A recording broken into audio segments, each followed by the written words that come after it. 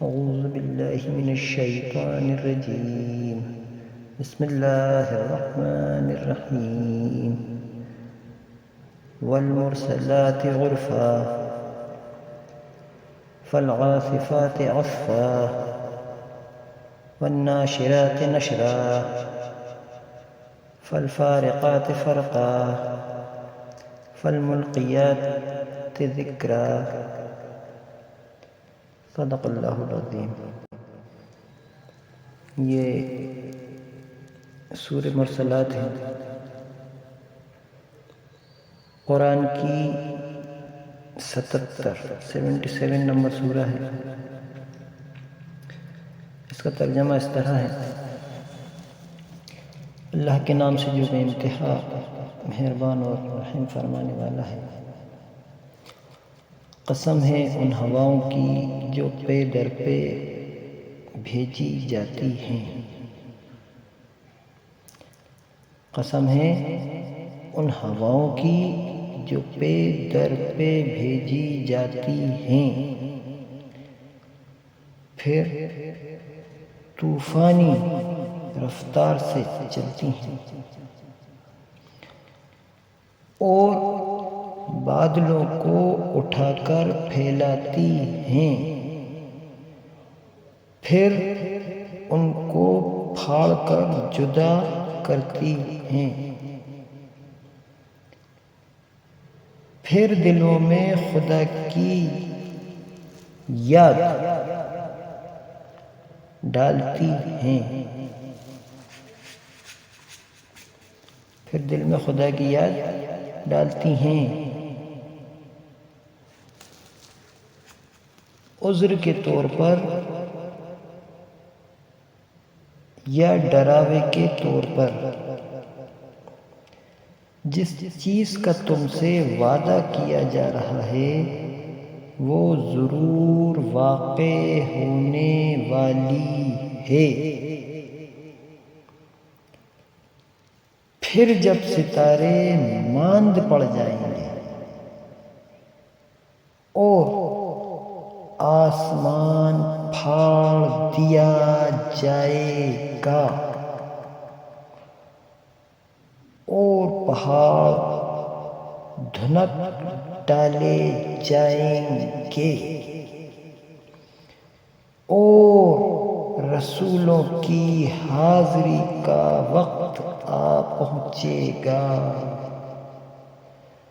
اس روز وہ چیز واقع ہو جائے گی کس روز کے لیے یہ کام اٹھا رکھا گیا ہے، فیصلے کے روز کے لیے۔ اور تمہیں کیا خبر کہ وہ فیصلے کا دن کیا ہے؟ اور تمہیں کیا خبر کہ وہ فیصلے کا دن کیا ہے؟ تباہی ہے اس دن جھٹلانے والوں کے لیے۔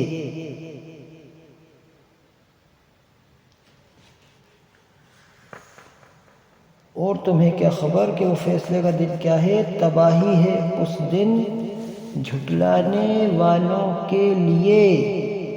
کیا ہم نے اگلوں کو ہلاک نہیں کیا؟ پھر انہی کے پیچھے ہم بعد والوں کو چلتا کریں گے۔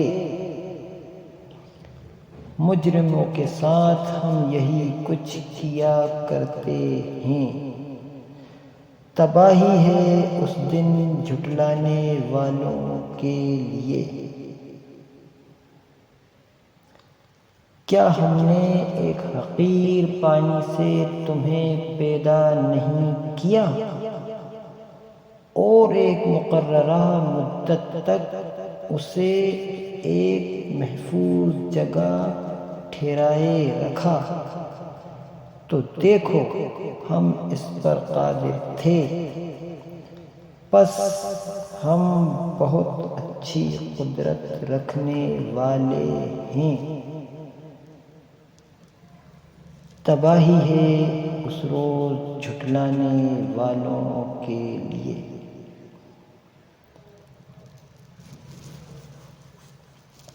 کیا ہم نے زمین کو سمیٹ کر رکھنے والی نہیں بنایا؟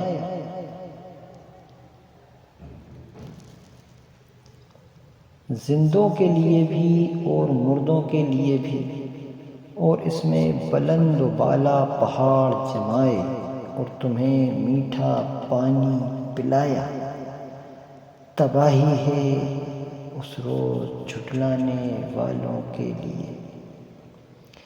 چلو اب اسی چیز کی طرف جسے تم جھٹلایا کرتے تھے، چلو اس سائے کی طرف جو 3 شاخوں والا ہے، ٹھنڈک پہنچانے والا اور نہ آگ کی لپٹ سے بچانے والا۔ نہ ٹھنڈک پہنچانے والا اور نہ آگ کی لپٹ سے بچانے والا۔ وہ آگ محل جیسی بڑی بڑی چنگاریاں پھینکے گی جو اچھلتی ہوئی یوں محسوس ہوں گی گویا کہ وہ زرد اونٹ ہیں۔ تباہی ہے اس روز جھٹلانے والوں کے لیے۔ یہ وہ دن ہے جس میں وہ نہ کچھ بولیں گے اور نہ انہیں موقع دیا جائے گا کہ کوئی عذر پیش کریں۔ تباہی ہے اس دن جھٹلانے والوں کے لیے۔ یہ فیصلے کا دن ہے۔ ہم نے تمہیں اور تم سے پہلے گزرے ہوئے لوگوں کو جمع کر دیا ہے۔ اب اگر کوئی چال تم چل سکتے ہو تو میرے مقابلے میں چل دیکھو۔ تباہی ہے اس دن جھٹلانے والوں کے لیے۔ متقی لوگ آج سایوں اور چشموں میں ہیں، اور جو پھل وہ چاہیں ان کے لیے حاضر ہیں۔ کھاؤ اور پیو مزے سے اپنے ان اعمال کے صلے میں جو تم کرتے رہے ہو۔ ہم نیک لوگوں کو ایسی ہی جزا دیتے ہیں۔ تباہی ہے اس روز جھٹلانے والوں کے لیے۔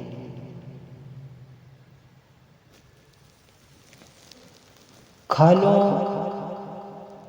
اور مزے کر لو، کھا لو اور مزے کر لو تھوڑے دن، حقیقت میں تم لوگ مجرم ہو۔ تباہی ہے اس روز جھٹلانے والوں کے لیے۔ جب ان سے کہا جاتا ہے کہ اللہ کے آگے جھکو تو نہیں جھکتے۔ تباہی ہے اس روز جھٹلانے والوں کے لیے۔ اب اس قرآن کے بعد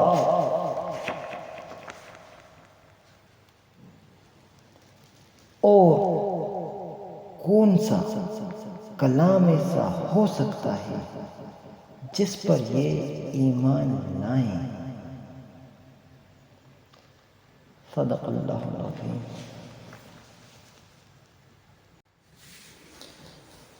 یہ سورہ بھی اسی دور کی ہے جب محمد صلی اللہ علیہ وسلم کو اللہ تعالیٰ نے نبی بنایا اور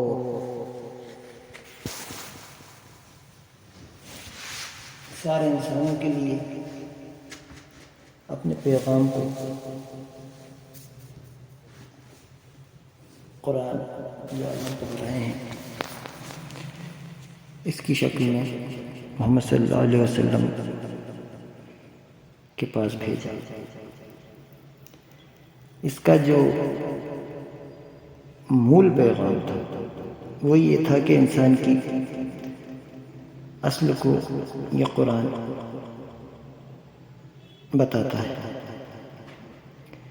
یعنی محمد صلی اللہ علیہ وسلم کے پاس جو پیغام آیا اس کے اندر اللہ تعالیٰ انسان کو بار بار اس طرف متوجہ کر رہا تھا، کیونکہ یہ بالکل ابتدائی صورتوں میں سے ہے۔ تو اللہ تعالیٰ اس حقیقت کو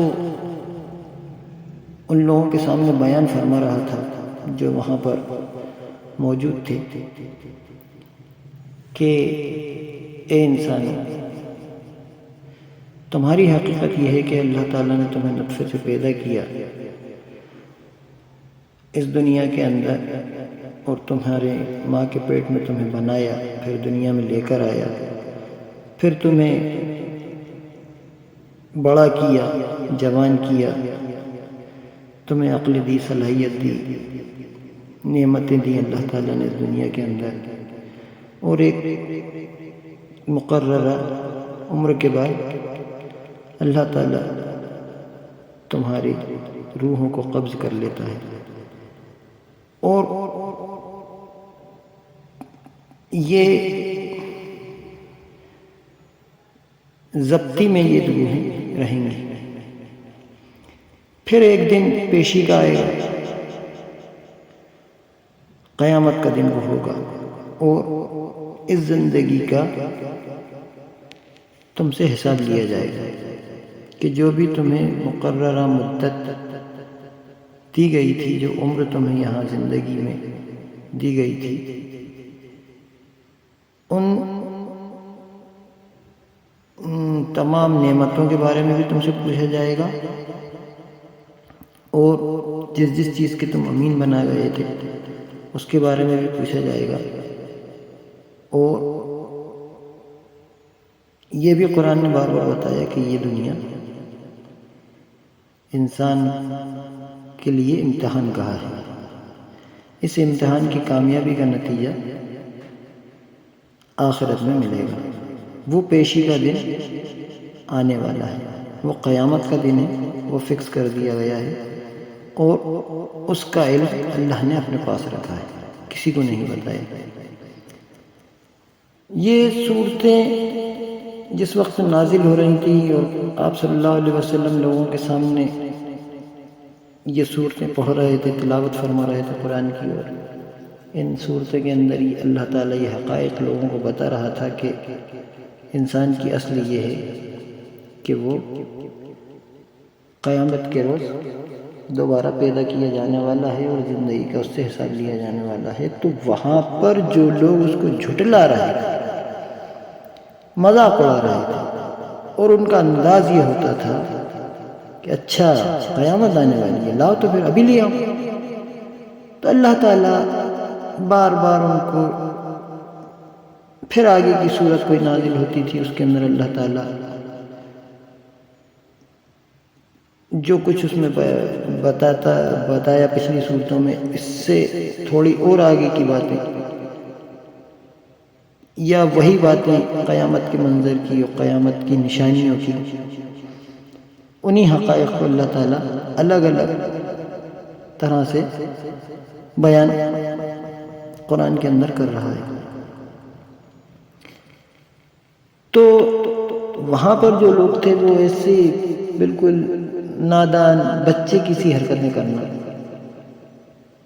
کہ بھائی اللہ تعالیٰ یہ بتا رہا ہے کہ ہم نے تمہیں پیدا کیا ہے، ہم تمہیں دوبارہ پیدا کرنے پر قدرت رکھتے ہیں، اور ہم نے ایک یہ فیصلہ کر لیا ہے کہ ہم ایسا کریں گے، تو تمہیں نہ ماننے کی کوئی وجہ نہیں ہے، بجائے اس کے کہ تم یہ ضد پہ اڑے ہوئے ہو کہ ابھی قیامت لے آؤ۔ تو یہ بچوں والی حرکتیں ہیں۔ مثلا اس کی مثال یوں سمجھنے اپن کہ عدالت کے اندر کسی کی پیشی ہوتی ہے، اس کی ڈیٹ لگائی جاتی ہے کہ آج سے 2 مہینے کے بعد کی ڈیٹ لگا دی کہ بھائی فلاں ڈیٹ کو آپ کو حاضر ہونا ہے، اور 2 مہینے بعد فلاں ڈیٹ کو آپ آ جائیے عدالت میں آ کے کھڑے ہونا۔ اب اس بیچ میں اس کے وکیل کے ذریعے یا جس ذریعے بھی اس کو بتایا جا رہا ہے یا نوٹس آیا ہے عدالت سے کہ صاحب 2 مہینے کے بعد آپ کی ڈیٹ لگی ہے عدالت میں اور آپ کو وہاں پر حاضر ہونا ہے۔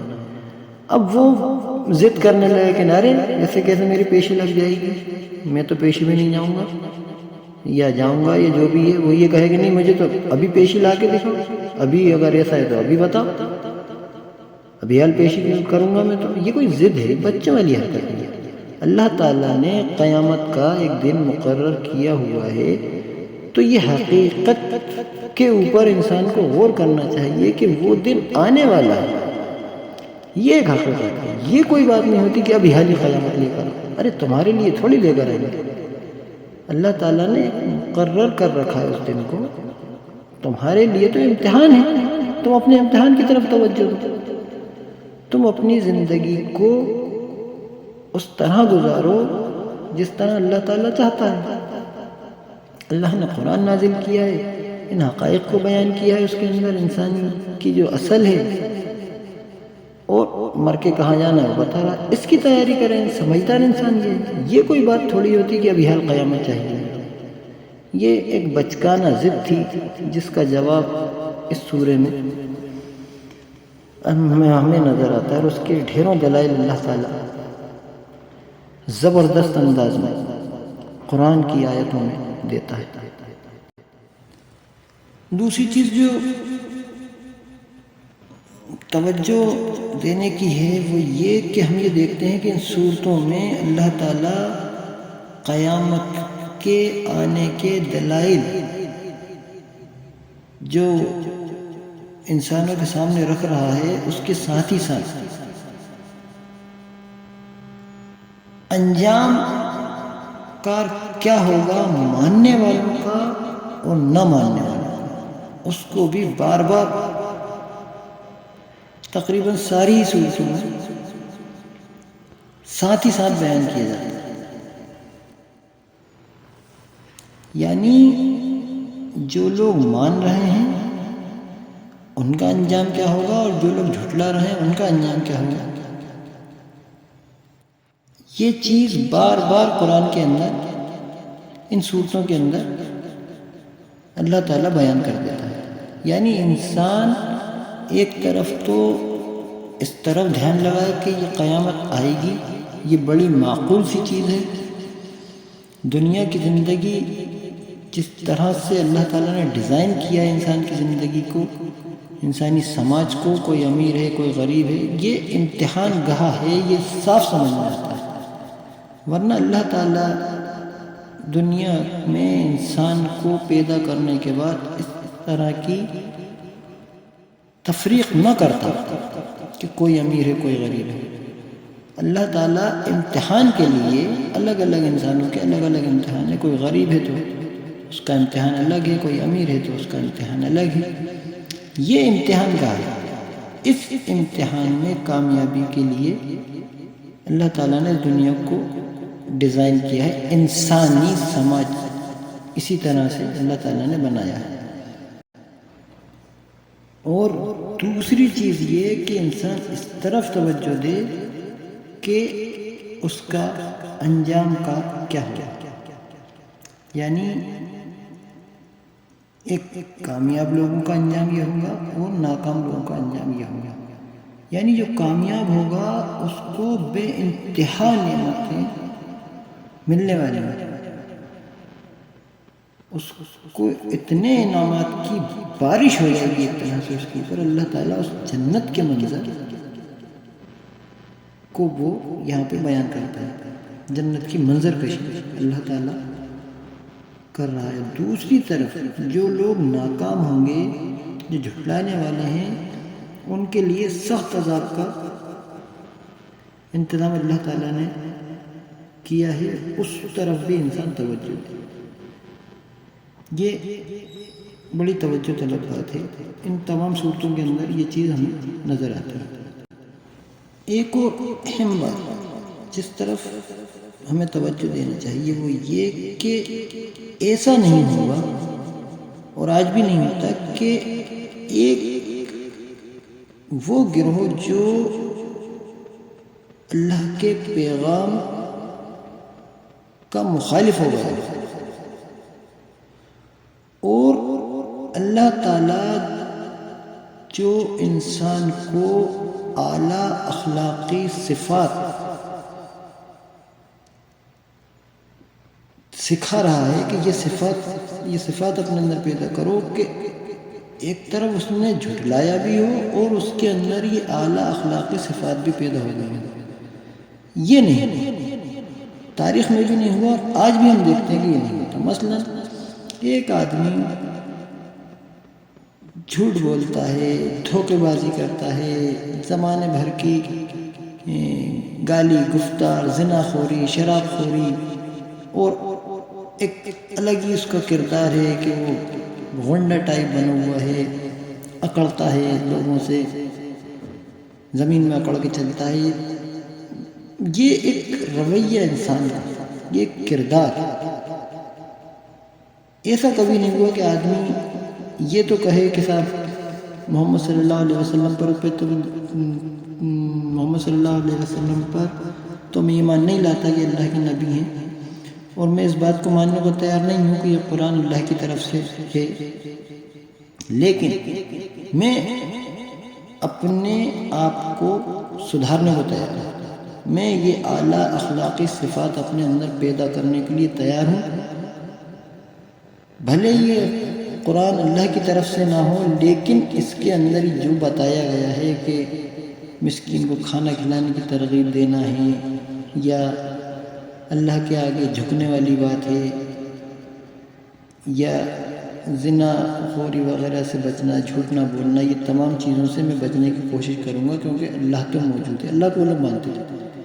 لیکن ایسا کبھی نہیں ہوا کہ کوئی یہ کہے کہ صاحب یہ چیزیں تو میں اپنانے کو تیار ہوں، لیکن یہ قرآن مجھے اللہ کا نہیں لگتا۔ دوسری طرف جو لوگ ایمان لا رہے تھے، ان کے اندر یہ اعلیٰ اخلاقی صفات پیدا ہو رہی تھیں، یہ بڑی عجیب بات ہے، اور یہ اس بات کا ایک زبردست مدلل ثبوت ہے انسان کے لیے، سوچنے والوں کے لیے، دیکھنے والوں کے لیے، اس تاریخ کو پڑھنے اور جاننے والوں کے لیے۔ اس سے بڑا کوئی ثبوت نہیں ہو سکتا جو اللہ تعالیٰ نے زندہ ثبوت انسانوں کے سامنے پیش کر دیا کہ ایک طرف وہ گروہ ہے جو ایمان لا کر اتنے اعلیٰ اخلاقی کردار کا مجسم نمونہ بن گیا، ایک وہ انسان، وہ تمام لوگ جو چاہے مرد ہوں یا عورتیں جو محمد صلی اللہ علیہ وسلم پر ایمان لا رہے تھے، کہ اتنے اعلیٰ اخلاقی صفات ان کے اندر پیدا ہوئی، اس کردار کے وہ لوگ ہوئے۔ اور دوسری طرف وہ لوگ جو ایمان نہیں لائے، ان کے اندر کوئی بھی اخلاقی اٹھان نہیں آیا، بلکہ اخلاقی جس پستی میں وہ لوگ گرے ہوئے تھے، اس سے وہ زیادہ پستی میں گرتے چلے گئے۔ مثلاً ایک آدمی اکڑتا تھا تو اس کی اکڑ وہ بڑھ گئی، بجائے اس کے کہ کچھ اس کے اندر تبدیلی آتی، وہ اور بڑھ گئی، یعنی مخالفت کے اندر۔ یہ کتنا بڑا ثبوت ہے۔ انسانوں کو، جو لوگ قرآن پڑھتے ہیں، ان لوگوں کو چاہیے کہ وہ محمد صلی اللہ علیہ وسلم کے ساتھیوں کی زندگی کو بھی پڑھیں، کیسی کیسی زبردست قربانیاں ان لوگوں نے دی، صرف اس لیے کہ وہ ایمان لے آئے تھے اس بات پر کہ قیامت کا دن آنا ہے، فیصلے کی گھڑی آنا ہے، اللہ کی عدالت میں پیشی ہونا ہے۔ اس بات سے وہ لوگ اتنے خوف زدہ ہوئے کہ ان لوگوں نے اپنی پوری زندگی کو بدل کر دیا، اپنے آپ سے راضی ہو گئے کہ ہمیں اب یہ نہیں کرنا، ہمیں برائی کی کام نہیں کرنا، ہمیں حرام خوری نہیں کرنا۔ اللہ نے جس چیز کا منع کر دیا اس سے رک گئے وہ، اللہ نے جو چیز حلال کر دی بس وہیں پر وہ لوگ راضی ہو گئے۔ یہ کتنی بڑی بات ہے۔ ایک ایسا معاشرہ وجود میں آیا جس نے اس چھوٹے سے شہر مکہ، اتنا چھوٹا شہر، چھوٹے چھوٹے آج ہمارے گاؤں ہوتے ہیں، اتنا چھوٹا شہر، اتنی کم آبادی والا شہر، وہ مکہ شہر سے اٹھے تو بہت کم عرصے کے اندر دنیا کی عظیم سلطنت بن کے کھڑے ہوئے۔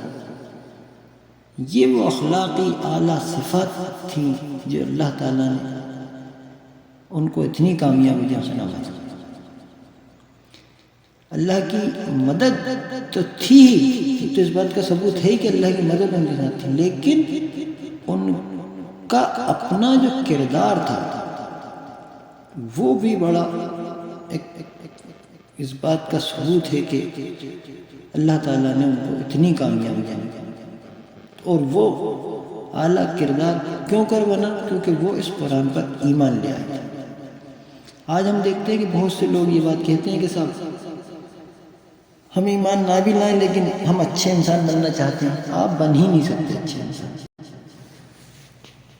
پہلی بات تو یہ کہ آپ کو یہ معلوم ہی نہیں ہے کہ اچھا ہونا ہوتا کیا ہے، برا ہونا ہوتا کیا ہے۔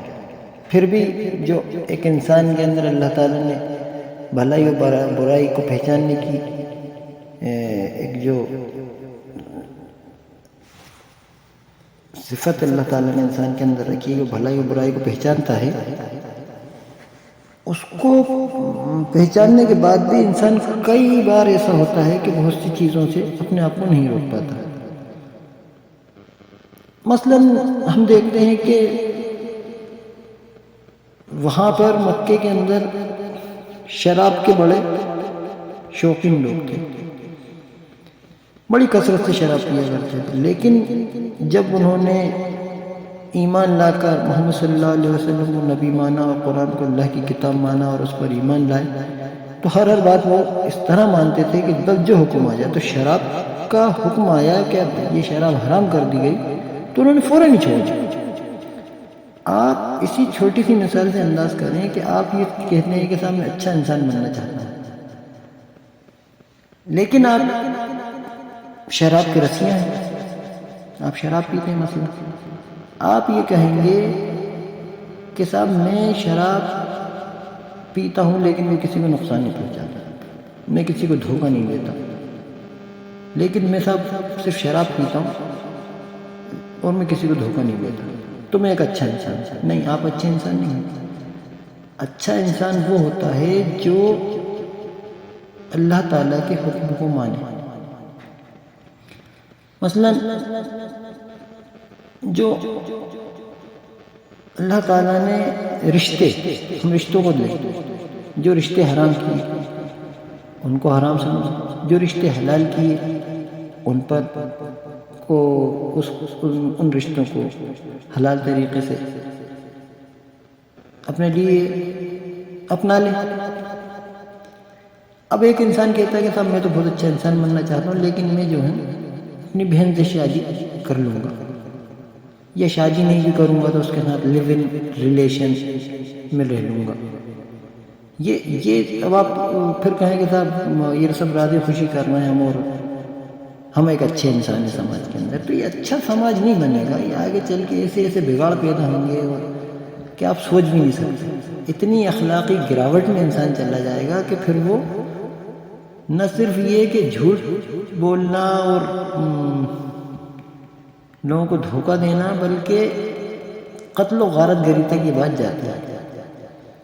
شراب میں پینا، تمام برائیاں وہیں سے شروع ہوتی ہیں جب انسان اپنی رسیوں کو اللہ تعالیٰ کی باندھی ہوئی حدود سے توڑا کر باہر نکل جاتا ہے، پھر وہ کہیں رکتا نہیں ہے۔ یہ کہنے میں بڑی اچھی لگتی ہیں یہ باتیں کہ صاحب ہم اپنے آپ سے نیک انسان بننا چاہتے ہیں اور بن سکتے ہیں، ہمیں ضرورت نہیں ہے کسی آسمانی کتاب کی، یا ہم ایمان نہیں لاتے اللہ کا کلام، لیکن یہ تاثر یہ تاریخ میں کبھی نہیں ہوا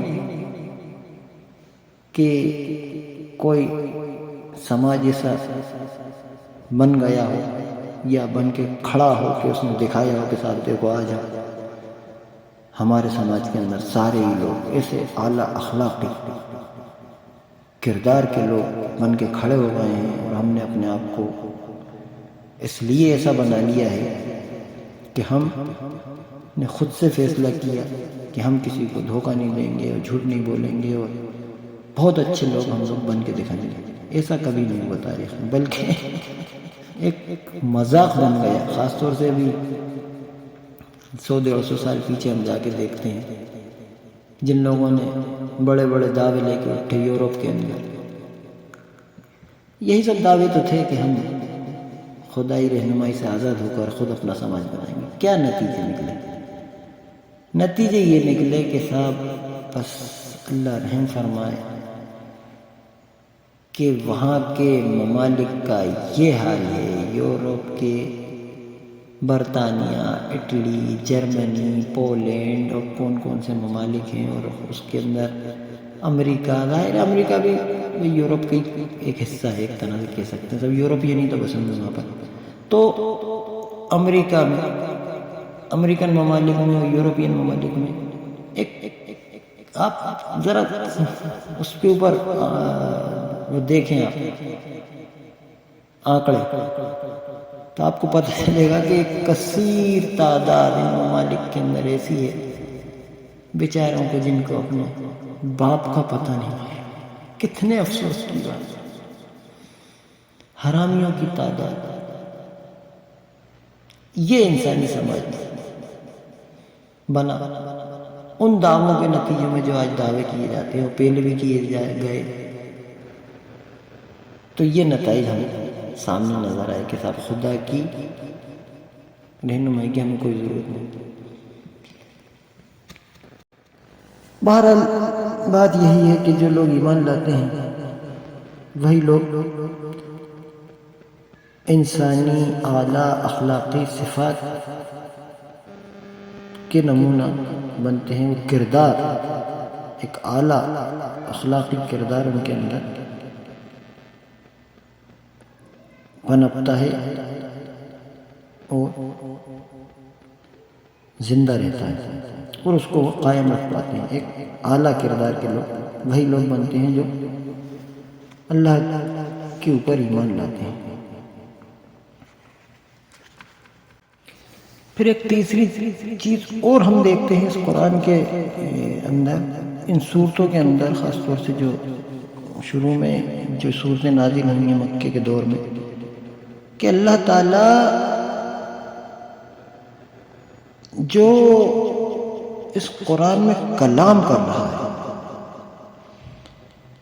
وہ انداز یہ ہے اور یہی ہونا چاہیے اس رب کا انداز، اس خالق کا انداز، اس خالق کائنات اور اس مالک کائنات کا انداز، کہ اللہ تعالیٰ یہ کہتا ہے کہ اے انسان تو اپنے آپ کو بڑا آزاد سمجھ رہا ہے اور یہ سوچ رہا ہے کہ تو جیسی چاہے گا سرکشی کرتا پھرے گا زمین کے اوپر. تو ایسا نہیں ہے، یہ میری طاقت کے اندر ہے، یہ سب چیزیں میری قدرت کے اندر ہے. میں اس کا مالک ہوں، میں اس کا خالق ہوں، میں اس کا رب ہوں.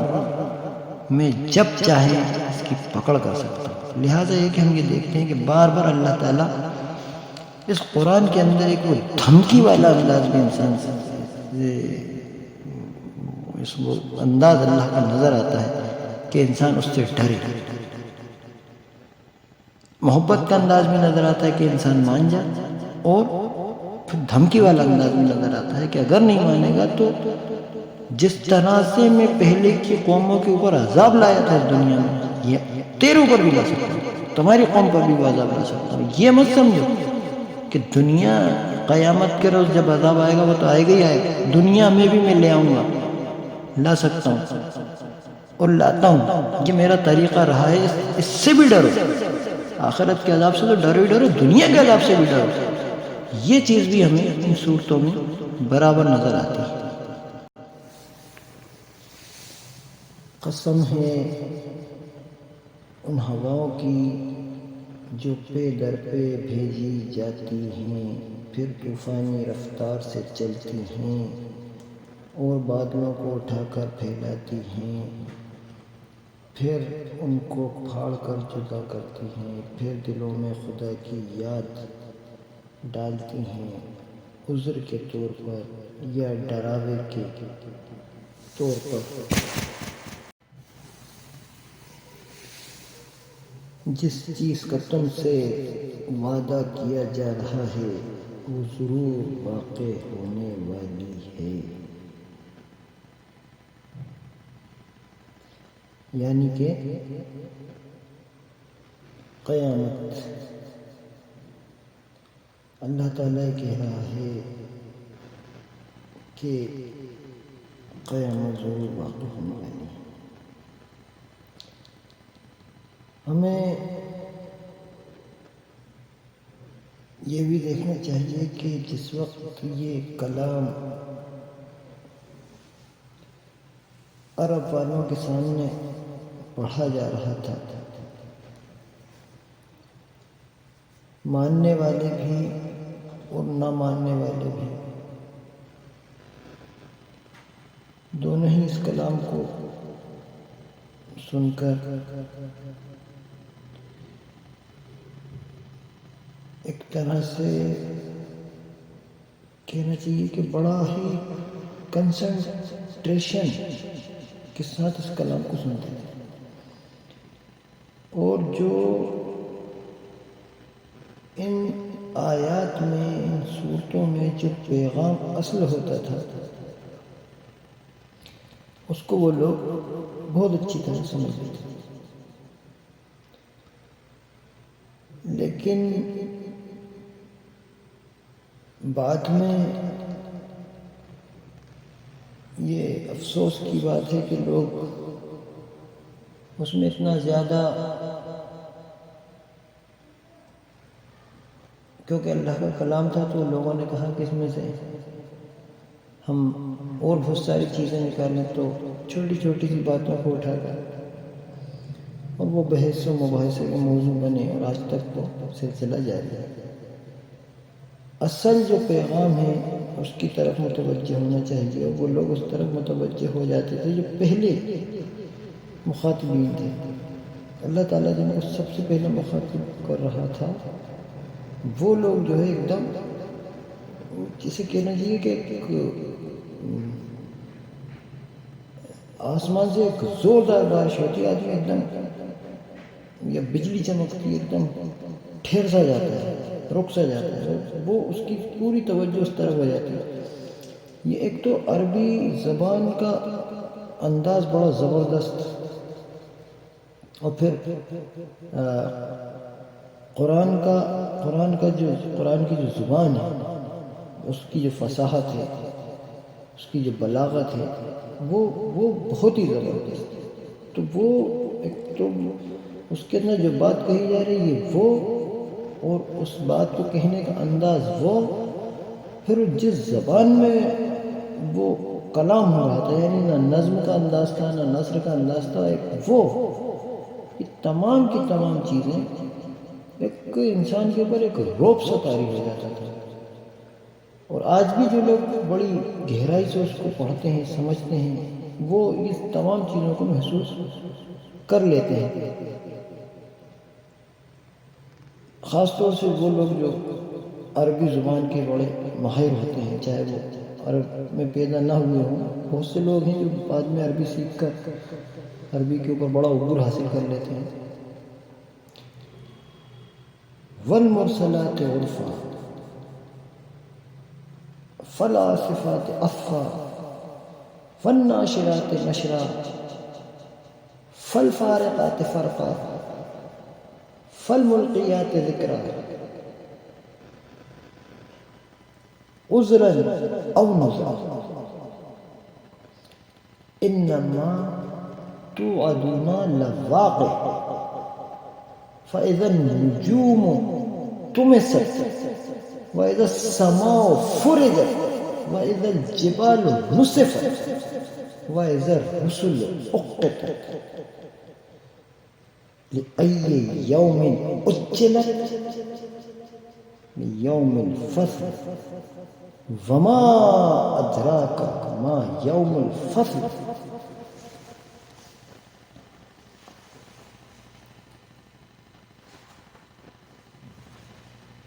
ويل يومئذ للمكذبين ألم نهلك الأولين ثم نتبعهم الآخرين كذلك نفعل بالمجرمين ويل يومئذ للمكذبين۔ یعنی آپ پڑھتے چلیں جائیں، آپ قرآن کا انداز دیکھیں، کیا زبردست انداز ہے، ایک کے بعد ایک آیات ایسی جمی ہوئی بالکل کہنا چاہیے کہ جیسے وہ موتیوں کی مالا بنائی جاتی ہے، ایسی آیات جمی ہوئی ہیں ایک کے بعد ایک، پھر اس کے اندر جو پیغام ہے وہ کتنا زبردست اور کتنا جامع انداز، ان الفاظ کی جامعیت، اور پھر اس کے اندر وہ پیغام بالکل چھانٹ کر رکھ دینا جو رکھا جانا چاہیے اور جو اللہ تعالیٰ رکھنا چاہتا ہے. یہ تمام چیزیں اگر آدمی تھوڑا سا غور کرے تو بہت آسانی سے سمجھ سکتا ہے کہ یہ کلام انسانی کلام باہر نہیں. تو میں عرض یہ کر رہا تھا کہ وہ لوگ اس اصل پیغام کو کیچ کر لیتے ہیں. اب اس کے اندر ہم یہ دیکھتے ہیں کہ اصل پیغام کیا ہے. یہ قسم کھانے کے بعد ان تمام چیزوں کی، ہوا کی، کچھ لوگوں نے کہا وہ فرشتوں کی طرف اشارہ ہے، کچھ لوگ کہتے ہیں ہواؤں کی طرف اشارہ ہے. بہرحال جو اصل پیغام تھا وہ کیا تھا؟ وہ ضرور واقع ہونے والی ہے. انما توعدون لواقع، یہ ہے اصل پیغام. اللہ تعالیٰ یہ کہہ رہا ہے کہ وہ قیامت کی گھڑی ضرور واقع ہونے والی، اور قسم کھا کھا کر اللہ تعالیٰ بتا رہا ہے کہ یہ ضرور واقع ہونے والی. یہ بڑا ہے، یہ بھی ایک قسم کھانے کا بھی اللہ تعالیٰ کا انداز ہے. ہم دیکھتے ہیں قرآن میں جگہ جگہ کئی چیزوں کی اللہ تعالیٰ نے قسم کھائی اور کہا کہ یہ سے ایسا ہونے والا ہے. انسان متوجہ ہو جائے، قیامت آنے والی ہے، ایمان لے، اپنی اصل کو پہچان لے، اپنی حقیقت کو پہچان لے کہ تو اس دنیا میں امتحان کے لیے پیدا کیا گیا ہے، مر کر تجھے اللہ کے پاس جانا ہے. قیامت کا دن آئے گا، تجھے دوبارہ زندہ کیا جائے گا، اسی زمین سے اٹھایا جائے گا، اللہ کے دربار میں، اللہ کی عدالت میں تیری پیشی ہونے والی ہے. وہ دن ضرور آنے والا ہے. پھر آخرت کے دیگر مراحل ہیں، دوزخ ہے، جنت ہے. بہرحال یہ ہونے والا ہے. انسان اپنی اصل کو، اپنی حقیقت کو پہچانے. تو فرمایا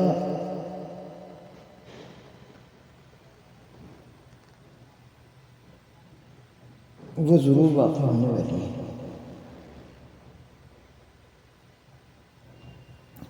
پھر جب ستارے ماند پڑ جائیں گے،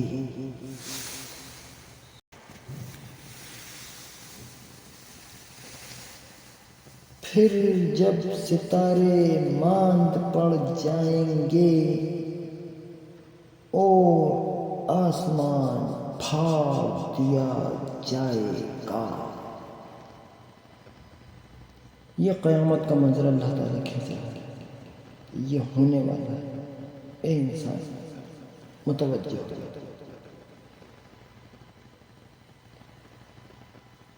پھر جب ستارے مان پڑ جائیں گے اور آسمان پھاڑ دیا جائے گا اور پہاڑ دھنک ڈالے جائیں گے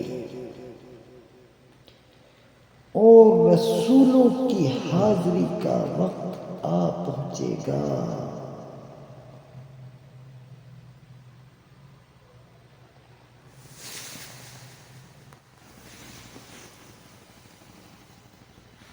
اور رسولوں کی حاضری کا وقت آ پہنچے گا.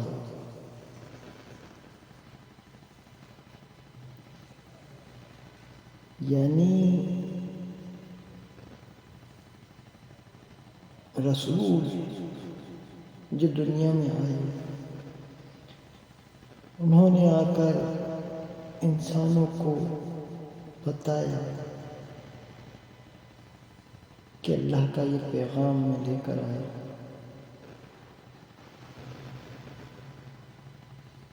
جنہوں نے مانا اور جنہوں نے نہیں مانا، سب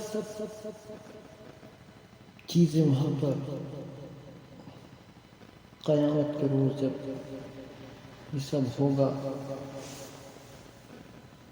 جب رسولوں کو پیش کیا جائے گا کہ حاضر ہوں رسول اور بتائیں کہ انہوں نے ہمارا پیغام پہنچایا تھا یا نہیں پہنچایا تھا۔ بھلا یہ کون لوگ ہیں جو آج زنجیروں میں جکڑے ہوئے کھڑے ہیں؟ مجرمین کون ہیں یہ؟ ان تک پیغام پہنچایا تھا یا نہیں پہنچایا تھا؟ رسول گواہی دیں گے کہ ہاں پہنچایا تھا۔ یہ مقصد ہے کہنے کا کہ اللہ تعالیٰ، اور بھی قرآن شریف میں دیگر جگہ بھی آیا ہے کہ رسولوں کو لایا جائے گا اور وہ گواہی دیں گے کہ وقت پہنچایا تھا۔ تو یہ بہرحال ہمیں اس دن سے آگاہ ہو جانا چاہیے کہ ہم یہ کہہ کر نہیں چھوڑ سکتے کہ صاحب ہمارے پاس پیغام نہیں ہے۔ رسول نے پہنچایا اور رسولوں کے ذریعے ہم تک بھی پہنچا، ہمیں متوجہ ہونا چاہیے۔ پھر جب ستارے ماند پڑ جائیں گے اور آسمان پھاڑ دیا جائے گا اور پہاڑ دھنک ڈالے جائیں گے اور رسولوں کی حاضری کا وقت آ پہنچے گا، اس روز وہ چیز واقع ہو جائے گی۔ کس روز کے لیے یہ کام اٹھا رکھا گیا ہے؟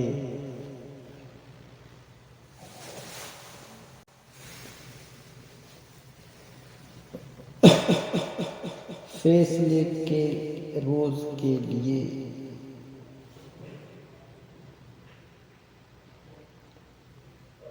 کس روز کے لیے یہ کام اٹھا رکھا گیا ہے؟ فیصلے کے روز کے لیے۔ اور تمہیں کیا خبر کہ وہ فیصلے کا دن کیا ہے؟ اور تمہیں کیا خبر کہ وہ فیصلے کا دن کیا ہے؟ تباہی ہے اس دن جھٹلانے والوں کے لیے۔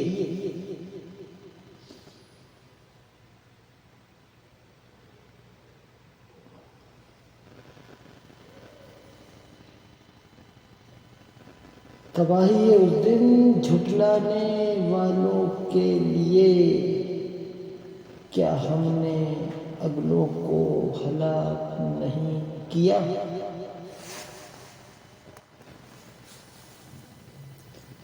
کیا ہم نے اگلوں کو ہلاک نہیں کیا؟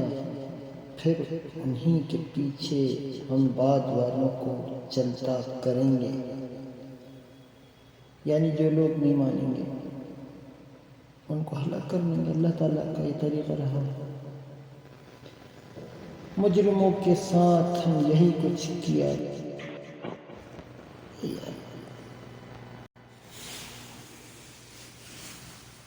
مجرموں کے ساتھ ہم یہی کچھ کیا کرتے ہیں۔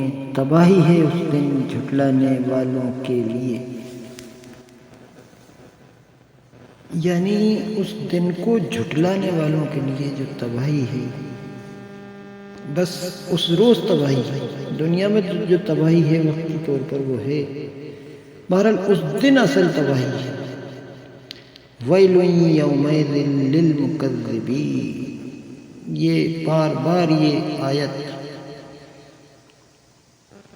پوری سورت کے اندر دہرائی گئی ہے۔ 2-3 آیتوں کے بعد پھر یہ آیت آ رہی ہے، پھر 2-3 آیتوں کے بعد پھر یہ آیت آ رہی ہے۔ اس طرح سے اللہ تعالیٰ نے بار بار اس بات پر زور دیا، وَيْلٌ يَوْمَئِذٍ لِّلْمُكَذِّبِينَ۔ یہ پوری سورت کے اندر یہ ہے وہ اصل، یہ ہے وہ اصل چیز، یہ وہ اصل بات ہے۔ انسان اس دنیا میں انسان کی جو حقیقت ہے اس بات کو اللہ تعالیٰ کتنے بار دہرا رہا ہے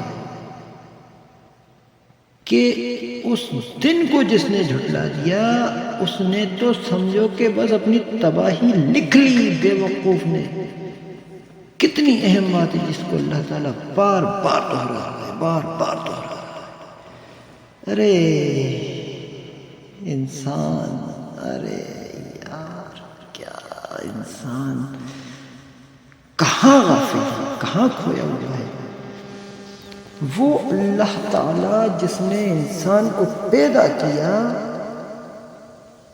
وہ یہ بتا رہا ہے کہ تباہی ہے اس دن جھٹلانے والوں کے لیے. اس دن کو جس نے جھٹلایا سمجھو کہ وہ تو بس اس نے کچھ بھی نہیں جانا، کچھ بھی نہیں پہچانا. وہ تو بس ایک طرح کا انسان کیا جانور ہو کے رہ گیا. وہ اس طرف کوئی توجہ ہی نہیں دیا تو پھر کیا مطلب. اللہ تعالیٰ بار بار اس بات کو دہرا رہا ہے تباہی ہے اس دن جھٹلانے والوں کے لیے. یہ یعنی کہ ہونا یہ چاہیے انسانی سماج میں، انسانی معاشرے میں، کہ انسان قرآن کو کھول کر بیٹھے اور اس کے اوپر چرچا ہو، وچار ومرش ہو، بے پناہ غور و خوض ہو کہ اصل انسان کی ہے کیا. تباہی ہے اس دن جھٹلانے والوں کے لیے. یہ ہے بس، اس کے علاوہ کچھ نہیں. جس نے اس دن کو جھٹلا دیا وہ کچھ بھی تیر مارتا پھرے دنیا میں کہ صاحب میں تو یہاں سے وہاں تک زمین کا مالک، میں تو یہاں سے وہاں تک سلطنت کا مالک، میرے تو نیچے اتنے لوگ کام کرتے ہیں میرے ہاتھ کے نیچے، اور میرے تو اتنے نوکر چاکر بیوی بچے، اور صاحب میں تو یوں سے یوں اور کیا معلوم کیا کیا ہوں. اللہ تعالیٰ کہہ رہا ہے کہ یہ اس طرح متوجہ ہو جائے، انسان اس طرح متوجہ ہو جائے. یہ دنیا جس کے پیچھے تو بھاگا چلا جا رہا ہے یہ وقتی چیز ہے. اصل حقیقت وقتی بھی ہے اور عارضی بھی ہے. مطلب یہ کہ لمیٹیڈ بھی ہے اور عارضی بھی ہے. یعنی کتنی عارضی دولت بنا لے، کتنے روز اس کو بھوگے گا، مر جانا ہے اس کو. اس لحاظ سے دیکھا جائے تو لمیٹیڈ بھوگ ہے اس دولت کا، اس عیش کے سامان کا، جو کچھ بھی وہ جمع کر رہا ہے انسان. لیکن اس روز کو جھٹلا رہا ہے تو وہ کوئی سمجھداری کی بات نہیں. سمجھداری کی بات یہ ہے کہ انسان اس طرف متوجہ ہو جس طرف اللہ تعالیٰ اس کو متوجہ کر رہا ہے. وَيْلٌ يَوْمَئِذٍ لِّلْمُكَذِّبِينَ. تباہی ہے اس دن جھٹلانے والوں کے لیے. کیا ہم نے ایک حقیر پانی سے تمہیں پیدا نہیں کیا اور ایک مقررہ مدت تک اسے ایک محفوظ جگہ ٹھہرائے رکھا.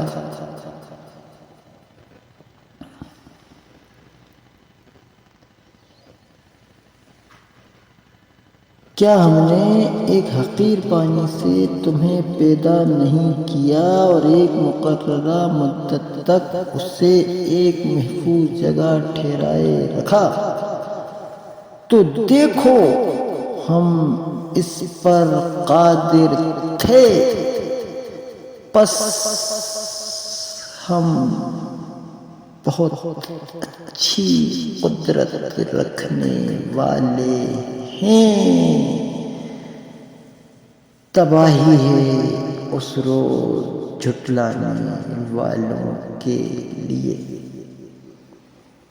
آپ غور کریں، بار بار اللہ تعالیٰ وہی اسی طرف انسان کی توجہ کو موڑ رہا ہے کہ انسان اس طرف متوجہ ہو جائے اور اس حقیقت کو مان لے۔ کیوں نہیں مان رہا ہے اس حقیقت کو؟ اس دن کو کیوں جھٹلا رہا ہے؟ کوئی وجہ نہیں ہے تیرے پاس اس دن کو جھٹلانے کی۔ اللہ تعالیٰ اس کے لیے دلائل پیش کر رہا ہے کہ تجھے ایک حقیر پانی سے پیدا کرا، پھر مقررہ مدت تک ایک محفوظ جگہ میں ٹھہرائے رکھا۔ جگہ جگہ بار بار اللہ تعالیٰ دلائل پیش کرتا ہے کہ ہر چیز پر وہ قادر ہے، قدرت ہے اس کی، پھر بھی انسان نہیں مان رہا۔ کیسا بے وقوف انسان ہے؟ کوئی وجہ تو بتائے کہ اس لیے نہیں مان رہا۔ صرف ایک وجہ کے ساتھ بس میں سمجھ میں نہیں آ رہا کہ محمد صلی اللہ علیہ وسلم کے پاس کیوں آیا یہ پیغام۔ ارے کسی کے پاس بھی آیا پیغام تو آ گیا نا تم تک۔ یہ کتنا سمجھدار انسان ہے، کتنا ذہین انسان، کتنا انٹلیکچوئل پرسن ہے وہ، جو اس طرف متوجہ ہو جائے کہ میرے پاس تو پیغام آ گیا، کوئی بھی لایا مجھے اس سے کہنا نہیں۔ اللہ تعالیٰ کا یہ کلام اپنے آپ میں خود اس بات کی گواہی دے رہا ہے کہ یہ اللہ کا کلام ہے۔ ہم یہ دیکھتے ہیں کہ دنیا کی کوئی بھی کتب آپ اٹھائیں، ان کے اندر اتنا زیادہ باتیں ہوتی ہیں کہ وہ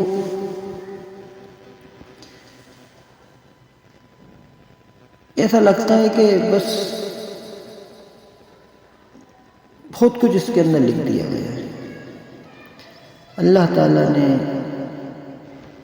جو کلام انسان کے لیے اتارا، اس کے اندر انسان کی حقیقت کو، اس کی اصل کو، اس کی ابتدا کو اور اس کی انتہا کو، سب چیزوں کو بیان کر کے اس کی توجہ اس طرف مرکوز کرائی کہ انسان اپنی اصل کو پہچان اور میرے پیغام کو مان۔ ہم یہ دیکھتے ہیں کہ کلام کا یہ انداز بالکل ایک ہی سینٹرل نقطے پہ چلتا چلا جاتا ہے اور انسان کی توجہ اسی طرف بار بار الگ الگ پیرائے سے، الگ الگ دلائل، ڈھیروں دلائل اللہ تعالیٰ نے اس میں پیش کیے کہ انسان اس طرح متوجہ ہو جائے کہ وہ اپنی اصل کو پہچانے۔ اس کی اصل یہ ہے کہ اللہ تعالیٰ نے اسے زمین پر امتحان کے لیے پیدا کیا، اسی لیے تو اسے اختیارات دیے، اسی لیے تو یہ سورج اور چاند اور ستارے سب اس کی خدمت میں لگائے ہیں۔ دنیا کی کوئی دوسری مخلوق آپ نہیں دیکھ سکتے، آپ نہیں بتا سکتے۔ دنیا کا کوئی انسان بتا دے کہ فلانی مخلوق، فلانا پرندہ، فلانا کتا، بندر یا فلاں صاحب کچھ اور اس دنیا میں ایسا پایا جاتا ہے جو با اختیار ہستی، با اختیار، سب بے اختیار، لمیٹیڈ، بندھے ہوئے، اپنے بس ایک کام پہ ان کو لگا دیا گیا ہے، بس اس کام کو وہ انجام دے رہے ہیں۔ مثلاً ہم پانی کو دیکھتے ہیں کہ وہ بہتا چلا جا رہا ہے، ہم ہواؤں کو دیکھتے ہیں کہ وہ بہتی رہتی ہیں، دھول اڑتی رہتی ہے، مٹی اپنی جو کام اسے کرنا ہے وہ کرتی رہتی ہے، پتھروں کو لڑکنا ہے لڑکنے لگتا ہے، جانور صبح اٹھتا ہے کھاتا ہے اور اس کی ایک لمیٹیڈ زندگی ہے اور وہ کھاتا ہے پیتا ہے مر جاتا ہے، اپنی نسل کو آگے بڑھاتا ہے، اس سے زیادہ کچھ نہیں۔ لیکن انسان ایک ایسی مخلوق اللہ تعالیٰ نے خلق کی، پیدا کی کہ وہ اسے با اختیار بنایا کہ چاہے تو وہ بھلائی کا راستہ اختیار کر لے اور چاہے تو وہ برائی کا راستہ اختیار کر لے. یعنی دوسرے الفاظ میں کہیں کہ اگر وہ چاہے تو اللہ کی باندھی ہوئی حدود میں اپنے آپ کو باندھ لے اور چاہے تو حدود کو توڑ کر آزاد ہو جائے. جو جی میں آئے وہ کرے. مثلا انسان چاہتا ہے کہ میں چوری کر لوں، پڑوسی نے چوری کر لی. انسان چاہتا ہے کہ میں دھوکہ دے دوں، جس کو چاہے دھوکہ دے دوں. انسان چاہتا ہے کہ میں شراب پی لوں، شراب پی لوں. اور اگر انسان چاہتا ہے کہ وہ یہ سب نہ کرے اور محنت سے مزدوری کر کے اپنی جو بھی وہ اس کو حلال طریقے وہ بتائے گئے ہیں کھانے کمانے کے، اس طریقے سے کمائے، نہ کرے چوری. سچ بول کے بھی اپنی زندگی کو گزارا جا سکتا ہے تو نہ بولے جھوٹ. بے ایمانی کی جگہ ایمانداری سے اپنے کاموں کو انجام دے. اللہ پہ توکل کرے، اللہ سے دعا کرے، اللہ تعالیٰ اس کے مال کو بڑھا دے گا اور بھی دیگر جو پریشانیاں اس کو مسائل کو حل کر دے گا. اور کچھ مصیبتیں آئیں گی بھی تو اس پہ صبر کرے. یہ تمام چیزیں ہیں. تو بہرحال یہ کہ انسان ایسی با اختیار مخلوق ہمیں اس کائنات میں نظر آتی ہے کہ اس جیسا کوئی دوسرا نہیں. اس سب کے باوجود اگر انسان اس طرف متوجہ نہیں ہو رہا جس طرف اللہ تعالیٰ اس کو توجہ دلا رہا ہے کہ تیری اصل کو پہچان، کیا ہے یہ تیری اصل؟ تیری اصل یہ ہے کہ تو اس دنیا میں امتحان کے لیے پیدا کیا گیا اور قیامت کا دن آنا ہے. یہ ہے اصل. و جس نے اس دن کو جھٹلایا بس پھر تباہی ہے اس کے لیے. اس دن کو جھٹلانے والوں کے لیے تباہی ہے. ایک چیز اور بڑی جہاں پر توجہ کرنے کی ہے، خاص طور سے ہمارے جو غیر مسلم حضرات ہیں جو ایمان نہیں لاتے یا ابھی تک نہیں لائے ہیں، وہ ان لوگوں کو اس طرف ان باتوں پہ غور کرنا چاہیے کہ اللہ تعالیٰ نے یہ جو قیامت کا منظر کشی کر کے انسان کو متوجہ کیا کہ انسان تیرے لیے تباہی اس دن اگر تو ہمارے پیغام کو جھٹلا رہا ہے، قیامت کے دن کو اگر جھٹلا رہا ہے کہ قیامت کا دن آئے گا، یہ پیغام جو میں نے بھیجا ہے اگر تو اس کو نہیں مانتا تو پھر تیرے لیے بڑی خرابی. تو یہ بات بڑے غور کرنا چاہیے کہ اللہ تعالیٰ اس بات پہ کتنی توجہ دلا رہا ہے. دنیا کے مسائل ہیں، دنیا میں ڈھیروں مسائل ہیں. انسان کے آپسی لڑائی جھگڑے بھی ہیں، سیاسی مسائل بھی ہیں، سماجی مسائل بھی ہیں، اور آپ کے ڈھیروں مسائل ہیں دنیا کے اندر. لیکن اللہ تعالیٰ سب سے پہلے جس بات کی طرف متوجہ کر رہا ہے انسان کو وہ یہ کہ آخرت کو مت جھٹلا، آخرت پہ یقین کر، اس کو مانو. یہ بڑی ہے. تو اللہ تعالیٰ یہ کہہ رہا ہے کہ جس نے آخرت کو نہیں مانا وہ بڑے خسارے میں رہنے والا ہے. قیامت کے دن کو ماننا، آخرت جو واقع ہونے والی ہے اس کو ماننا، اس طرح بار بار اللہ تعالیٰ انسان کو متوجہ کر رہا ہے کہ میرے بھائیوں، میں یہ بات کہہ رہا ہوں کہ بھائیوں اس طرح متوجہ ہو. خاص طور سے ہمارے غیر مسلم حضرات اس طرف توجہ دیں کہ اس دن کو نہ جھٹنا ہے.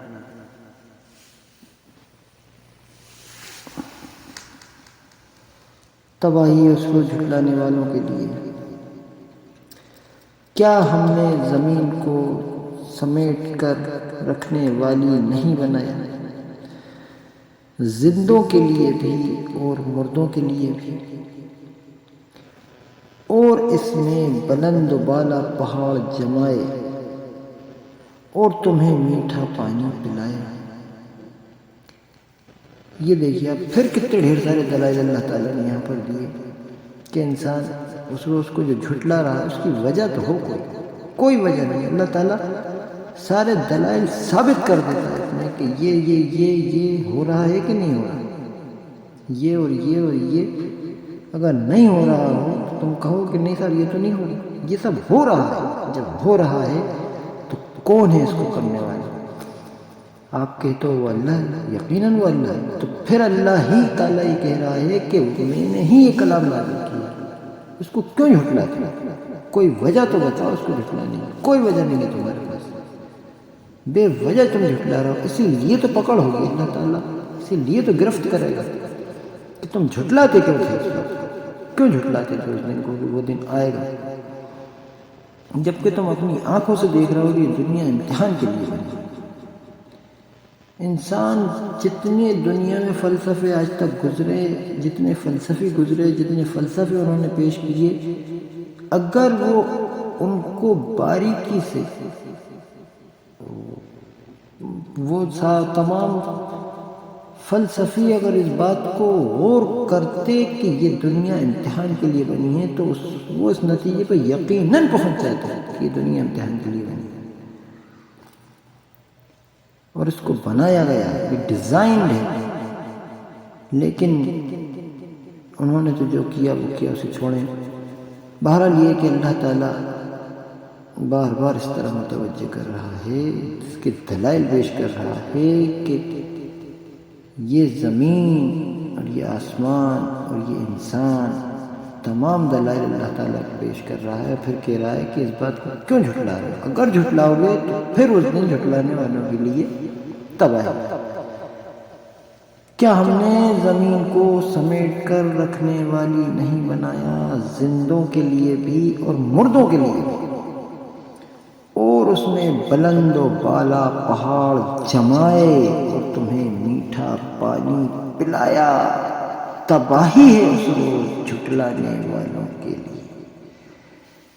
چلو اب اسی چیز کی طرف جسے تم جھٹلایا کرتے تھے، چلو اس سائے کی طرف جو 3 شاخوں والا ہے، نہ ٹھنڈک پہنچانے والا اور نہ آگ کی لپٹ سے بچانے والا،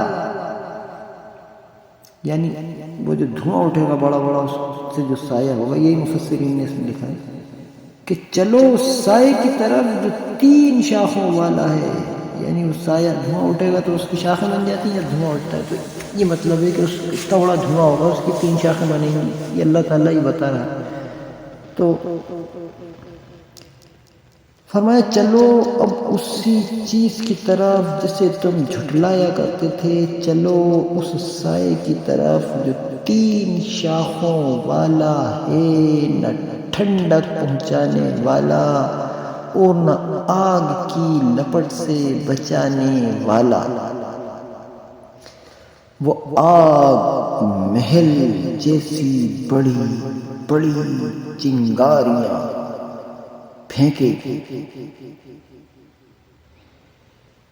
جو اچھلتی ہوئی یوں محسوس ہوں گی گویا کہ وہ زرد اونٹ ہیں۔ تباہی ہے اس روز جھٹلانے والوں کے لیے۔ یہ وہ دن ہے جس میں وہ نہ کچھ بولیں گے اور نہ انہیں موقع دیا جائے گا کہ کوئی عذر پیش کریں، یعنی کہ انسان کے سامنے اس روز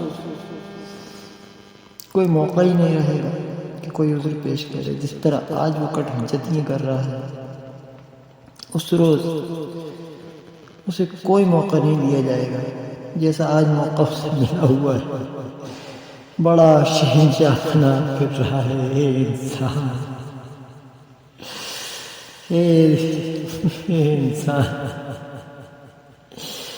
چھٹا گھر کی تیری جان، ذرا سا کوئی ٹیٹوا دبا دے تو چی بول جاتا ہے، ایک کھوپڑی میں گولی مار دی جائے تو مر جاتا ہے۔ اتنا چھٹا بھرسی عقل رکھنے والا انسان کتنا سرکش ہو گیا، اسی لیے کہ اللہ نے با اختیار تجھے بنا دیا۔ اللہ تعالیٰ کہہ رہا ہے کہ انسان اللہ کی حدود میں باندھ لے اپنے آپ کو، یہ اللہ کا پیغام ہے، اسے مان لے کہ قیامت کا دن آنا ہے، پھر اللہ کے حکموں پہ چل، کیونکہ وہ قیامت کا دن آنے والا ہے۔ آج بہت عذر پیش کر رہا ہے، اس روز کوئی عذر پیش کرنے کا کوئی موقع نہیں ہوگا، کیونکہ اس روز تو بس ایسا منظر ہوگا۔ مثال کے طور پر ایک آدمی نے کسی کا خون کیا اور وہاں پر سی سی ٹی وی کیمرے لگے تھے، ان کیمروں کے اندر وہ خون کرتا ہوا صاف نظر آ رہا ہے کہ یہ آدمی اس آدمی کو ایسے ایسے ہتھیار سے قتل کر رہا ہے۔ عدالت کے اندر اس مجرم کو پیش کیا جاتا ہے، اس قاتل کو، اور اس کے سامنے اس کیمرے کی پوری ریکارڈنگ چلا دی جاتی ہے۔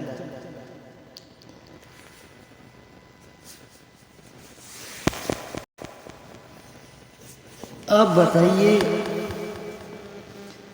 ایسا مجرم جس کے سامنے ایسی پوری ریکارڈنگ چل رہی ہو،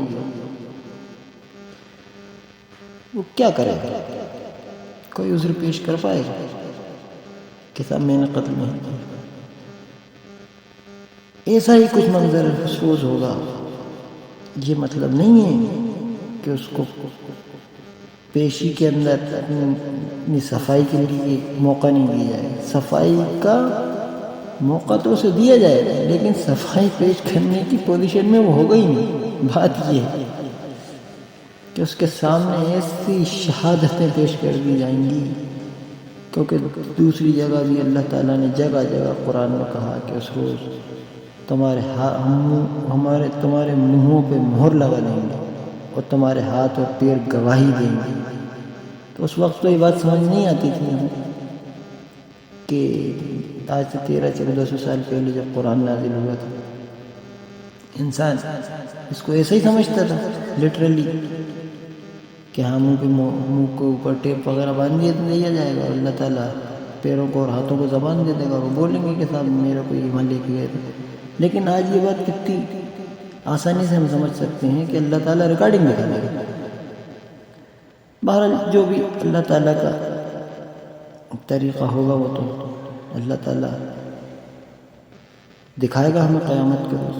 اس کی عدالت میں جب پیشی میں لوگ کھڑے ہوں گے تو وہ تو سب دیکھ ہی لیں گے۔ تو کہنے کا مطلب یہ ہے کہ اللہ تعالیٰ نے یہاں جو بات کہی کہ انہیں موقع نہ کچھ بولیں گے، یہ وہ دن ہے جس میں وہ نہ کچھ بولیں گے اور نہ انہیں موقع دیا جائے گا کہ کوئی عذر پیش کریں، یعنی کوئی موقع اس بات کا نہیں رہے گا ان کے پاس اب کوئی عذر پیش کریں، جیسے آج عذر پیش کریں، کیونکہ اس روز سب سامنے رکھ دیا جائے گا۔ دل کے حال بھی اللہ تعالیٰ اس روز کھول کے بتا دے گا، نیتوں بھی بتا سکتا ہے، سب کچھ کر سکتا ہے اللہ تعالیٰ، تو نیتوں کے حال سے نیتیں بھی جانتا ہے نا، انسان کے دل میں اٹھنے والے خیالات تک سے وہ واقف ہے، تو وہ بھی بتا دے گا اللہ تعالیٰ۔ زیادہ ہی آدمی سوچے کہ جیسا کہ دنیا کا نظام ہے ایسا تو نہیں ہوگا وہاں کی عدالت۔ دنیا میں تو صرف وہ چیز چلتی ہے کہ انسان جو کچھ دیکھتا ہے یا جو سنتا ہے یا جو کرتا ہے، لیکن دلوں کے حال تو انسان نہیں جانتا، ایک دوسرے کی نیتوں کو تو انسان نہیں جانتا، لیکن اللہ تو وہ بھی جانتا ہے، تو اس کی عدالت کا معاملہ کیا ہوگا؟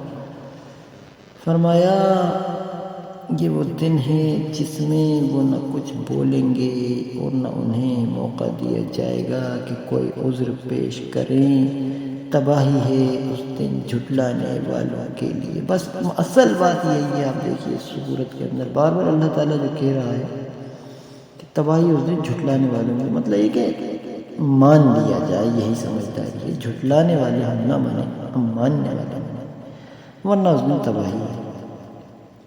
آگے فرمایا یہ فیصلے کا دن ہے، ہم نے تمہیں اور تم سے پہلے گزرے ہوئے لوگوں کو جمع کر دیا ہے، اب اگر کوئی چال تم چل سکتے ہو تو میرے مقابلے میں چل دیکھو۔ ہم نے تمہیں اور تم سے پہلے گزرے ہوئے لوگوں کو جمع کر دیا ہے، اب اگر کوئی چال تم چل سکتے ہو تو میرے مقابلے میں چل دیکھو۔ پھر فرمایا تباہی ہے اس دن جھٹلانے والوں کے لیے۔ ہمیں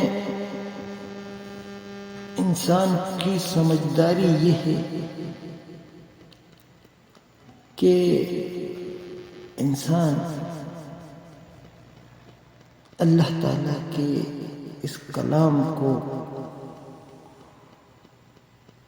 بڑی سنجیدگی کے ساتھ غور و خوض کرے اور اس طرف متوجہ ہو کہ اللہ تعالیٰ ایسا نہیں ہے کہ یہاں پکڑ نہیں کر سکتا۔ مثلا ایک انسان ہے، کسی غلط کام کے لیے، کسی غلط ارادے سے وہ گھر سے نکلا، مثلا کسی کو دھوکہ دینے کے لیے یا کسی کی چوری کے لیے، اور اس نے چوری کو انجام بھی دے دیا۔ اللہ تعالیٰ چاہتا تو اس کو چوری کرنے سے پہلے ہی بھی پکڑ سکتا تھا، اور چوری اگر اس نے کر ہی لی تھی تو اس کے بعد بھی پکڑ سکتا تھا، لیکن اللہ تعالیٰ نے ایک نظام جو بنایا ہے دنیا کا، وہ یہ ہے کہ اللہ تعالیٰ یہاں پر انسان کو ایک حد تک موقع دیتا ہے، اس کی رسی دراز کرتا ہے۔ پوری قوم کی قوم اگر غلط کاریوں میں مبتلا ہو جائے تو اس پہ عذاب ہوتا ہے، وہ ایک الگ میٹر ہے۔ بہرحال یہ کہ ہم تو ایک عام انسان کی بات کر رہے ہیں کہ ایک انڈیویجول اگر کوئی غلط کام کر رہا ہے، اللہ تعالیٰ نہیں پکڑتا اس کو فوراً ہی، لیکن اس دن جو ہوگا اللہ تعالیٰ کہہ رہا ہے کہ اس دن پھر کوئی چال نہیں چلے۔ یہ اللہ تعالیٰ نے ایک سسٹم کے تحت پورا ایک سیٹ اپ بنا دیا ہے۔ انسان کو اس طرف متوجہ ہونا چاہیے، سیریس ہو جانا چاہیے کہ یہ اگر آج پکڑ نہیں ہو رہی تو کل ہوگی، اور جب کل ہوگی تو اس روز پھر موقع نہیں ہوگا۔ آج موقع ہے تو اس لیے موقع ہے کہ یہ اس بات کو کل پکڑا جائے گا، کل تو پھر موقع بھی نہیں ملے گا۔ یہ ایک پورا نظام ہے جو اللہ تعالیٰ نے بنایا ہے، لہٰذا یہ کہ اس کے اندر بجائے اس کے کہ ہم کٹ حجتیاں کریں کہ اللہ تعالیٰ نے کیوں ہمیں نہیں پکڑا اور نہیں پکڑا، تو یہ کہ اللہ تعالیٰ تو اس بات کی قدرت ہی نہیں رکھتا، یہ اللہ تعالیٰ ناانصافیاں کر رہا ہے، ایک کو موقع دیا جا رہا ہے، دوسرا پستہ چلا جا رہا ہے، تو ایسا نہیں۔ اللہ تعالیٰ نے ایک پورا سسٹم جو بنایا ہے پورا بتا دیا ہے۔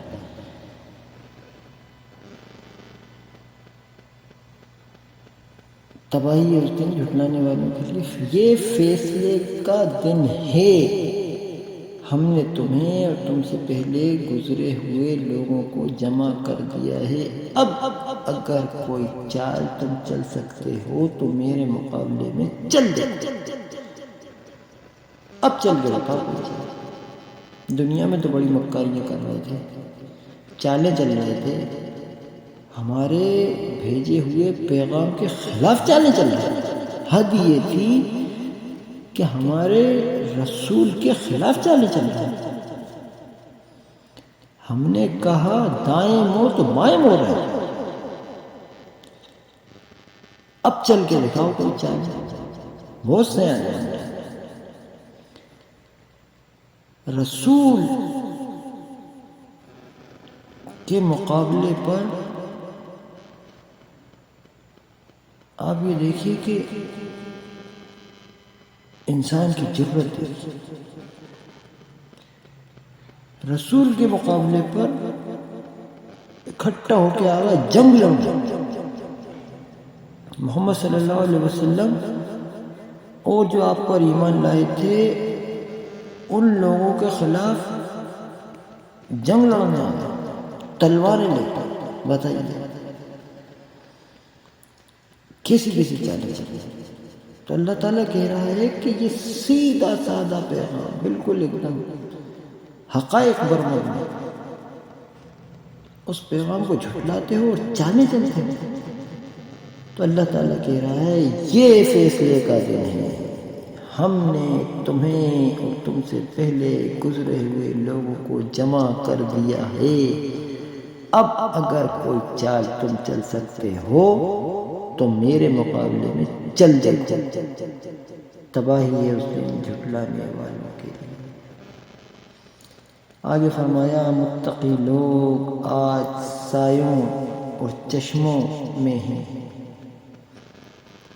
یعنی پیچھے جس سائے کا ذکر تھا وہ دھوئیں والا سایہ تھا، اور اللہ تعالیٰ کہہ رہا تھا اس کے اندر کہ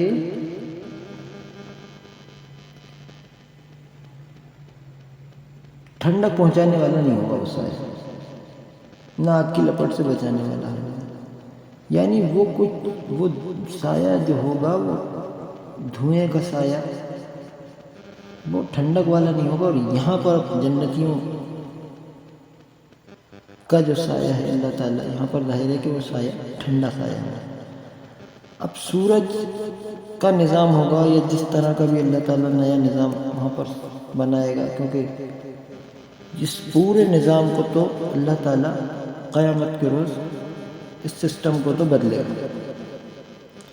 اس سسٹم کو بدلنے کے بعد پھر دوسرا سسٹم وہاں پر تیار کیا جائے گا۔ وہ کیا سسٹم ہوگا وہ اللہ تعالیٰ ہی بہتر جانتا ہے۔ بہرحال پہلے بار جو قیامت، جو پہلا سور پھونکا جائے گا اس کے اندر پوری کائنات کو توڑ پھوڑ کر برابر کر دیا جائے گا۔ زمین، سورج، چاند، ستارے، ان سب کو جو قرآن کے اندر نقشے کھینچے گئے ہیں اس کو اللہ تعالیٰ، جیسے ہم اسی صورت میں دیکھیں اگر تو یہ بات شروع ہو رہی ہے واقع ہو جانے والی بات، وہ ضرور واقع ہونے والی ہے۔ یہ جو بات فرمائی، پھر جب ستارے ماند پڑ جائیں گے اور آسمان پھاڑ دیا جائے گا اور پہاڑ دھنک ڈالے جائیں گے اور رسولوں کی حاضری کا وقت آ پہنچے گا، یعنی ستارے ماند پڑ جائیں گے، آسمان پھاڑ دیا جائے گا، پہاڑ دھنک ڈالے جائیں گے۔ یہاں پر تین باتیں تو یہاں پر آ گئی ہیں، اس کے علاوہ دوسری جگہ ہے کہ سورج لپیٹ دیا جائے گا، اسی طرح سے۔ تو بہرحال یہ کہ وہ سائے کیسے ہوں گے، تو ایک سایہ تو یہ ہوگا کہ جو ٹھنڈک پہنچانے والا نہیں ہوگا، وہ جنتیوں کا سایہ ظاہر ہے ٹھنڈک پہنچانے والا ہوگا، وہ کیونکہ وہ تو اللہ تعالیٰ نے انسان کی انعامات ہیں، انسان کو جو وہاں دیے جائیں گے۔ تو وہ کیا نظام اللہ تعالیٰ بنائے گا وہ اللہ ہی بہتر جانتا ہے۔ بہرحال جتنی تفصیلات ہمیں بتائی گئی ہیں وہ یہ کہ پہلا جو سور پھونکا جائے گا اس کے اندر دنیا کو پورا ختم کیا جائے گا، پھر دوسرا سور پھونکا جائے گا تو اس کے اندر انسان کو زمین میں سے اٹھا کر کھڑا کیا جائے گا۔ اس طرح کی تفصیلات ملتی ہیں، اور پھر اللہ تعالیٰ میدان حشر کے اندر سب انسانوں کو جمع کرے گا، پھر حساب کتاب شروع ہوگا، پھر جنت و دوزخ، تمام مراحل۔ اصلی میں یہ جو ان صورتوں میں جو بیچ بیچ میں چیزیں آتی ہیں اس کے اندر الگ الگ مراحل سے جو گزر انسان گزرے گا، ان مراحل کا اللہ تعالیٰ کبھی کسی مرحلے میں جو پیش آئے گا وہ بات کو ذکر کر دیتا ہے، پھر دوسرے مرحلے میں جو پیش آئے گا اس بات کو ذکر کر دیتا ہے، پھر تیسرے مرحلے میں جو پیش آئے گا اس بات کو ذکر کر دیتا ہے۔ لیکن اہم بات یہ ہے کہ انسان آخرت پر یقین لائے، یہ اصل پیغام ان صورتوں میں دیا گیا ہے کہ یہ سب ہونے والا ہے، تو منظر کشی ہوگی، مراحل کیا ہوں گے یہ تو وہ بھی الگ الگ پیرائے میں بیان کریں، کس مرحلے میں کیا ہوگا یہ الگ الگ بکھرا ہوا ہے۔ لیکن جو اصل بات ہے وہ یہ کہ اس بات کو ماننا کہ اللہ کی طرف سے یہ اللہ کا پیغام ہے، اور یہ کہ قیامت کا دن آنا ہے جو اس میں بیان ہے، اس کو مان لے۔ جب اس بات کو مان لے گا تو پھر سبھی چیزوں کو مانے انسان، کہ آخرت میں جو کچھ ہوگا سب اللہ کی طرف سے، وہ حق ہے، اس پہ یقین کرے اور اللہ کے بتائے ہوئے راستے پر چلے۔ یہ ہے اصل پیغام۔ تو اب جنتیوں کا ذکر شروع ہو رہا ہے۔ متقی لوگ آج سایوں اور چشموں میں ہیں، اور جو پھل وہ چاہیں ان کے لیے حاضر ہیں۔ کھاؤ اور پیو مزے سے اپنے ان اعمال کے صلے میں جو تم کرتے رہے ہو۔ ہم نیک لوگوں کو ایسی ہی جزا دیتے ہیں۔ یہاں پر ایک بات اور دھیان دینے کی ہے کہ ایک اور بحث لوگوں کے درمیان دیکھنے میں آتی ہے کہ لوگ یہ کہتے ہیں کہ صاحب بس ایمان لانے کے اوپر جنت مل جائے گی۔ مطلب غیر مسلموں کی طرف سے ایک اعتراض آتا ہے کہ صاحب آپ اس بات پہ کیوں زور اتنا دیتے ہو کہ بس ایمان لاؤ، ایمان والے ہو جاؤ گے تو، اور جبکہ ہم دیکھتے ہیں کہ بہت سے مسلمان ایمان والے ہیں جو وہ غلط کام بھی کر رہے ہیں۔ تو اللہ تعالیٰ اصلی میں ایمان کے ساتھ اچھے اعمال کا بھی ذکر کرتا ہے۔ دیکھیے یہاں پر کیا فرمایا، بما کنتم تعملون، کھاؤ اور پیو مزے سے اپنے اعمال کے صلے میں جو تم کرتے رہے۔ مطلب کہنے کا یہ کہ کچھ نہ کچھ اعمال آپ نے کیے ہیں، اس کے صلے میں اللہ تعالیٰ کہہ رہا ہے کھاؤ اور پیو۔ نہ صرف یہ کہ ایمان لاؤ بلکہ اعمال۔ اچھا اب جو یہ اعتراض کیا جاتا ہے کہ صاحب ایمان لیا بس جنت میں چلے جاؤ گے، جو غیر مسلم یہ سمجھتے ہیں، ایسا نہیں ہے۔ جب انسان ایمان لاتا ہے، میں خاص طور سے میرے غیر مسلم بھائیوں سے میں کہنا چاہتا ہوں کہ میرے بھائیوں، جب ایمان لاتے ہیں، کوئی بھی ایمان والا ہے، آپ اس کو سمجھتے ہی نہیں۔ بہت سے لوگ ہیں اس طرف کم ان کا رجحان ہوتا ہے، جھوٹ بھی بولتے ہیں، شراب بھی پیتے ہیں، گناہ کے کام بھی کرتے ہیں، وہ مانتے ہیں اس بات کو ہم گناہ کریں، لیکن ایمان جب ان کو آواز دیتا ہے تو وہ پلٹتے ہیں۔ بہت سے مسلمانوں کو آپ نے دیکھا ہوگا جمعے کے روز نماز کے لیے آ جاتے ہیں، کہیں نہ کہیں ایمان والا اللہ تعالیٰ سے ڈرتا ہے، لیکن ایک غیر ایمان والا اس کے پاس تو کوئی موقع ہی نہیں ہے، نہ آخرت کا ڈر، نہ خدا کا خوف۔ تو ایمان لانا جو اتنا اہم بتایا گیا ہے وہ اسی لیے کہ ایمان کے بغیر عمل صالح ممکن ہی نہیں۔ ابھی جو میں پہلے بھی یہ بات کہی کہ جو لوگ یہ کہتے ہیں، سمجھتے ہیں کہ سب بس اچھے عمل کر لو اور ایمان کے بغیر بھی ہمارا بھلا ہو جائے گا، کوئی خدا ہے، تو بھائی یہ ممکن نہیں، یہ بلا وجہ کی ضد ہے۔ یہ ایک طرح کا کہنا چاہیے کہ ایک مطلب کہنا چاہیے کہ ایک اپنے آپ کو یہ کچھ بہت زیادہ انٹیلیجنٹ سمجھنے والی بات ہے، بڑا سپیریئر سمجھنے والی بات، اپنے آپ کو کہ صاحب ہم تو بہت عقل مند آدمی ہیں، اور ہم تو یہ مانتے ہیں کہ اگر کوئی خدا ہے تو ہمارے ساتھ تو اچھا ہی ہوگا، اس لیے کہ ہم دوسروں کے ساتھ اچھا ہی کرتے ہیں۔ ارے یہ بات نہیں ہے، بات یہ ہے کہ اللہ تعالیٰ نے جو کام کرنے کے بتائیں وہ کون کرے گا؟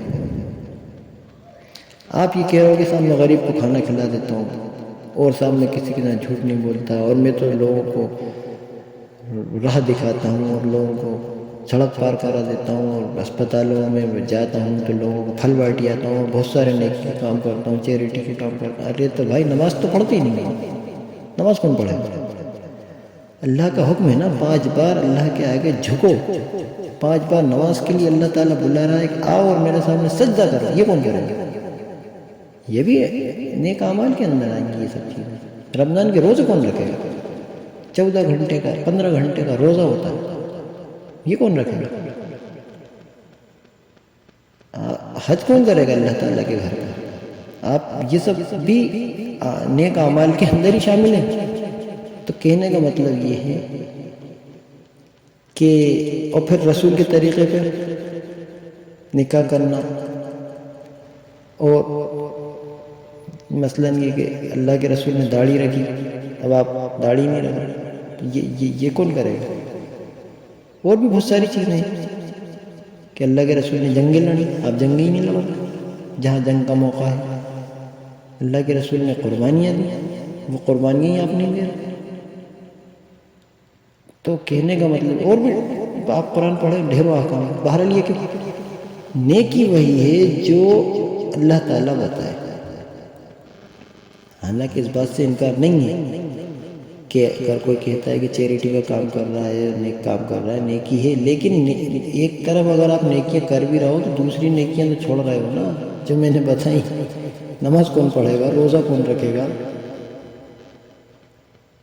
یہ نیکیاں کون کرے گا؟ یہ تو اللہ کا حکم ہے نا، اور نیکی وہی اللہ تعالیٰ کہہ رہا ہے جو میں بتاؤں، جو میں بتاؤں وہ نیکی۔ انسان کو اللہ تعالیٰ نے ایسا بنایا ہے کہ وہ بھلائی و برائی کو پہچانتا ہے، لیکن ساتھ ہی ساتھ اللہ تعالیٰ پھر پیغام بھی بھیجتا ہے کہ تم پہچانتے تو ہو، پہچاننے کے ساتھ ساتھ اب یہ پیغام آیا ہے، اس کے مطابق اپنی زندگی کو ڈھالو۔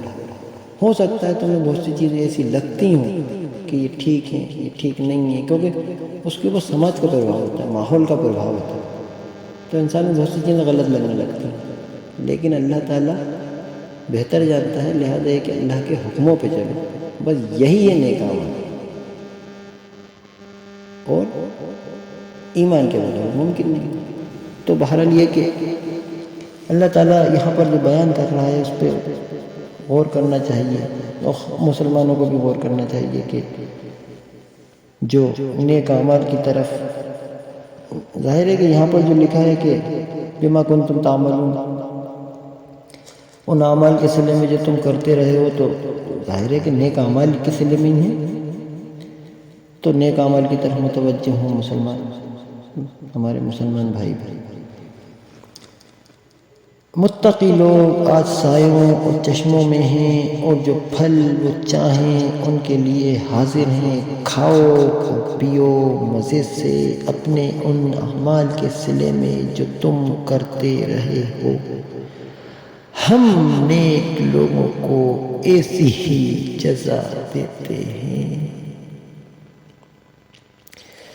تباہی ہے اس روز جھٹلانے والوں کے لیے، وَيْلٌ يَوْمَئِذٍ لِّلْمُكَذِّبِينَ۔ آگے فرمایا کھا لو اور مزے کر لو تھوڑے دن، حقیقت میں تم لوگ مجرم ہو۔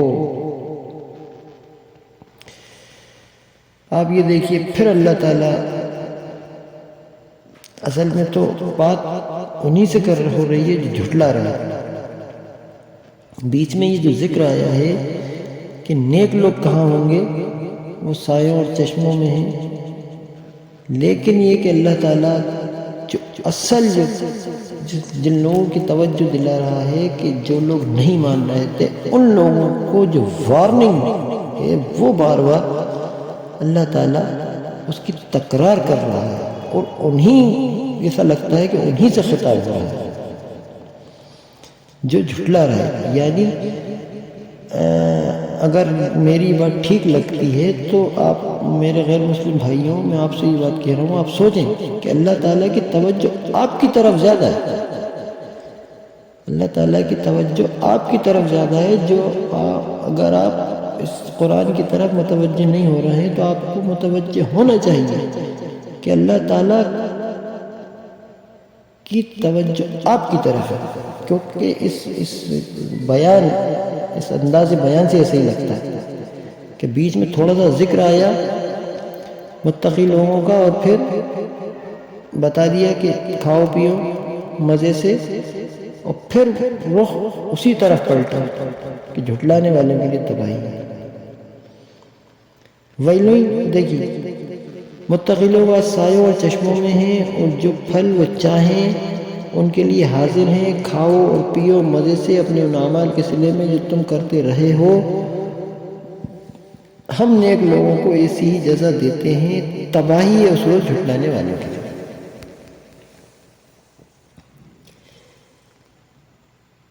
کھا لو اور مزے کرو تھوڑے بہت، حقیقت میں تم لوگ مجرم ہو، تباہی ہے اس روز جھٹلانے والوں کے لیے۔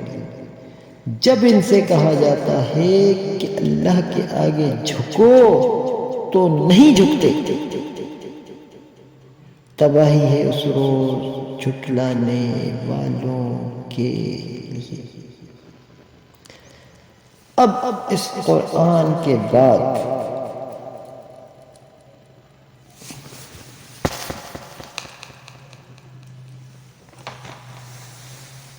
اور کون سا کلام ایسا ہو سکتا ہے جس پر یہ ایمان لائیں؟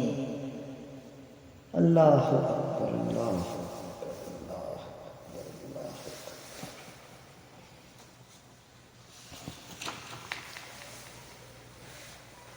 جب ان سے کہا جاتا ہے کہ اللہ کے آگے جھکو تم نہیں جھکتے، وَإِذَا قِيلَ لَهُمُ ارْكَعُوا لَا يَرْكَعُونَ وَيْلٌ يَوْمَئِذٍ لِّلْمُكَذِّبِينَ۔ جب ان سے کہا جاتا ہے کہ اللہ کے آگے جھکو تو نہیں جھکتے، تباہی ہے اس روز جھٹلانے والوں کے لیے۔ اب اس قرآن کے بعد اور کون سا کلام ایسا ہو سکتا ہے جس پر یہ ایمان لائیں؟ یہاں پر سورت ختم ہوئی، لیکن یہ آخری آیت بڑی اہمیت کی حامل ہے، بہت ہی زبردست اہمیت کی حامل۔ یہ آخری آیت بہت ہی زیادہ انسان کی توجہ مرکوز کرنے والی ہے۔ انسان پوری اپنی ذہنی صلاحیتوں کو اگر اس آیت کو سمجھنے میں لگا دے تو بھی اس کی پوری اس کی جو عقل ہے کم پڑ جائے، کتنی گہری۔ اللہ تعالیٰ کہہ رہا ہے اب اس قرآن کے بعد اور کون سا کلام ایسا ہو سکتا ہے جس پر یہ ایمان لائے؟ اب کیا لائے بھائی؟ اب اس کے علاوہ اور کیا لائے؟ یعنی یہ کلام میں جو کچھ بیان کیا جا رہا ہے، اس کے علاوہ کیا بیان کیا جائے انسان کی حقیقت کو اسے سمجھانے کے لیے؟ اور کیا بیان کیا جائے؟ یہی سب تو بیان کیا جا رہا ہے کہ انسان تجھے نطفے سے پیدا کیا، تجھے ایک جگہ قرار دیا تیری ماں کے پیٹ میں، محفوظ جگہ میں ٹھہرائے رکھا، پھر تجھے باہر لے کر آیا ہے، پھر زمین کی مثالیں دی کہ زمین ان سے تجھے میٹھا پانی پلا رہا ہے، پہاڑ جما دیے کہ زمین تجھے لے کے ڈولنے نہ لگے. یہ تمام مثالیں دیں اور پھر یہ بتایا کہ قیامت کا دن ہوگا، پھر یہ بھی بتایا کہ کیسا ہوگا، اور پھر یہ بھی بتایا کہ اس دن کیا کیا ہوگا، پھر یہ بھی بتایا کہ جھٹلانے والوں کے لیے تباہی محسوس، پھر یہ بھی بتایا کہ جو لوگ مان رہے ہیں ان کو بہترین صلہ دیا جائے گا، مزے سے کھاؤ پیو، یہ بھی بتایا. پھر بھی تم نہیں جھکا. اب اللہ تعالیٰ کہہ رہا ہے کہ بتاؤ اور کیا اور کیا اور کیا ان کے سامنے پیش کیا جائے کہ یہ مان جائے. فرمایا اب اس قرآن کے بعد اور کون سا کلام ایسا ہو سکتا ہے جس پر یہ ایمان بتائیے، وہ کائے بھی ایمان اور کیا پیش کر دیں تمہارے سامنے کہ تم ایمان لے آئے. فَبِأَيِّ حَدِيثٍ بَعْدَهُ يَوْمٍ يُؤْمِنُونَ، اور کون سا کلام ایسا ہو سکتا ہے جس پر ایمان. ایک بحث میں نے اور دیکھی، اور بڑی عجیب سی وہ باتیں ان لوگوں کی لگی ہیں، بچے جیسے ضد کرتے ہیں نا کسی چیز کے لیے. میں نے دیکھا کہ جہالت کا یہ معیار، جہالت کی یہ بلندی، یہ جہالت کی معراج جیسے کہنا چاہیے، میں نے اپنی لائف میں دیکھی کہ لوگ کچھ جہلا ایسے اٹھے ہیں آج کل کا وہ پہلے سے ہی موجود ہے، لیکن آج کل جو جن کو سنتے ہیں، اس لیے میں آج کل کہہ رہا ہوں کہ وہی کہتے ہوئے میں نے ان کو سنا. یہ آج کل یہ یوٹیوب وغیرہ کے اوپر کہنے لگے کہ صاحب قرآن کے اندر تو بڑی عجیب عجیب باتیں لکھی ہیں، اور ایسی باتیں لکھی ہیں کہ وہ خدا کا کلام لگتا ہی نہیں. تو کیا باتیں لکھی ہیں بھائی؟ اس کے جواب میں مطلب آپ خود سنیں اگر تو آپ حیرت کریں گے کہ ان کی باتوں پہ ہنسی آتی ہے. ایسے ایسے اعتراض وہ کرتے ہیں کہ اب بتائیے کہ قرآن کی باتیں عجیب ان کی باتیں ان کو عجیب لگ رہی ہیں کہ نا کتاب تو بڑی ایسی باتیں لکھی ہیں جو کیا بولتے ہیں بہت زیادہ توجہ طلب ہے. مطلب ان کا کہنے کا یہ ہوتا ہے کہ بس ایک کانسیپٹ ہے جو دیا گیا ہے اور بس، اور کوئی گہرائی نہیں. کہنے کا مطلب ان کا یہ ہوتا ہے. جبکہ آپ ذرا غور کریں کہ پیچھے جو کچھ بیان ہوا اسی سورت کو اگر آپ دیکھیں جو ہم پڑھ رہے ہیں کہ یہ جو کچھ اس میں بیان ہوا ہے، ان باتوں سے بڑی باتیں کیا ہو سکتی ہیں. وہی کہنا کہ زیادہ کوئی خاص باتیں نہیں اس کے اندر، ایسی کوئی باتیں نہیں ہیں کہ بہت زیادہ توجہ طلب یا بڑی کچھ گہرائی والی بات. ارے تو بھائی اس سے زیادہ گہرائی اور کیا ہوگی انسان کے لیے کہ اس کی حقیقت کو سامنے کھول کے بیان کیا جائے کہ تو کون ہے. ایک بار ہم اس کا پورا ترجمہ شروع سے لے کے آخر تک پڑھیں گے سورت کو دوبارہ، پھر آپ اس بات پہ ذرا غور کیجئے، وہ لوگ جو یہ بات کہہ رہے ہیں کہ قرآن کے اندر بہت معمولی سی باتیں ہیں، عام سی باتیں ہیں، کوئی گہرائی نہیں ہے، کوئی ایسی علمی باتیں نہیں ہیں، وہ تو کچھ بھی بکرا ہے، وہ تو بیٹھے ہوئے ہیں، یہ دیکھا، وہ تو خیر ایک گروہ ہے فالتو فنڈ کا، تو جہالت پھیلانے ان کا مقصد ہے، اور وہ تو دھندا بنا رکھا ہے انہوں نے اس چیز کو، تو وہ بلا وجہ کے اعتراض کرتے ہیں، وہ سنجیدگی سے پہلی بات تو قرآن کو لیتے ہی نہیں ہیں، وہ تو ان کا ایک ٹارگیٹ ہے، اس کو بس اس لیے نشانے پہ رکھتے ہیں قرآن کو، وہ اس کو چھوڑ دیں۔ لیکن ہم تو یہ کہہ رہا، اگر یہ بات کہی ہوئی اور کسی نے یہ بات سوچی ہوئی، ان کی بات سن کر کہ یار واقعی میں یہ ٹھیک کہہ رہا ہے یا کہہ رہا ہوگا کہ یار قرآن کے اندر تو بس ایسی ہی باتیں ہیں جو ایک عام انسان بھی کر سکتا ہے، یہ وہ، تو اب میں چاہتا ہوں کہ اس پورے ترجمے کو ہم شروع سے لے کے آخر تک پڑھیں گے، اور آپ اس طرف دھیان دیں کہ جو اللہ تعالیٰ نے اس آخری آیت میں بات کہی ہے کہ اب اس قرآن کے بعد اور کون سا کلام ایسا ہو سکتا ہے جس پر یہ ایمان نہ ہو۔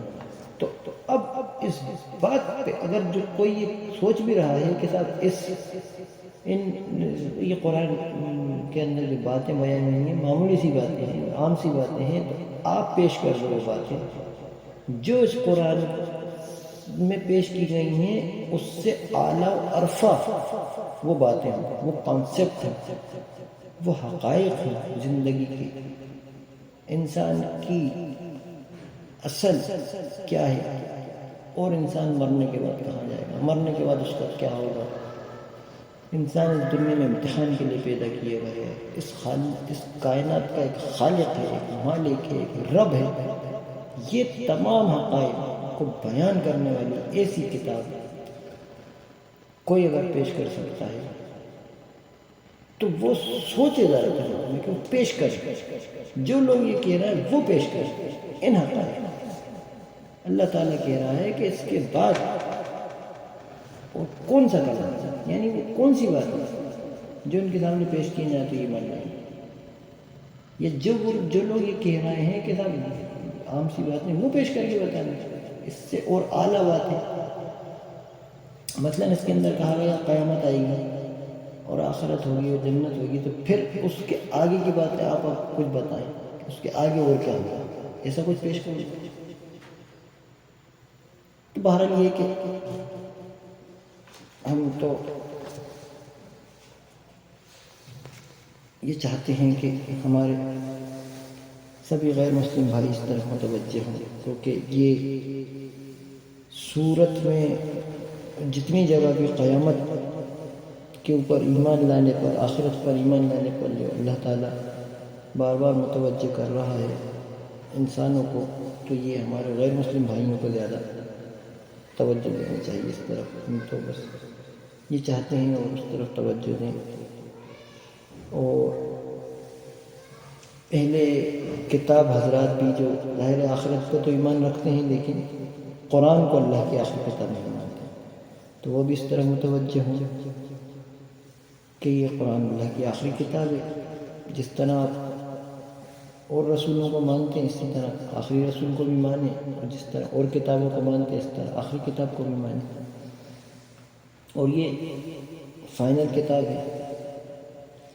مسلمانوں نے اس کی بڑی اچھی حفاظت کی ہے، اس طرح سے کہ حفاظت تو اللہ نے انتظام کیا اس کا، لیکن مسلمانوں کا بھی ایک بڑا اس کے اندر رول ہے، اللہ تعالیٰ نے جزائے خیر دے کہ انہوں نے آج تک اس کو بالکل محفوظ رکھا ہے، اس طرح سے کہ یہ اس کے اندر کوئی بھی دوسری بات شامل نہیں ہو سکی، نہ محمد صلی اللہ علیہ وسلم کی، نہ دیگر تاریخ کی، نہ صحابہ اکرام کی، بلکہ یہ قرآن جیسا آسمان سے اترا ویسا کا ویسے آج تک لاکھوں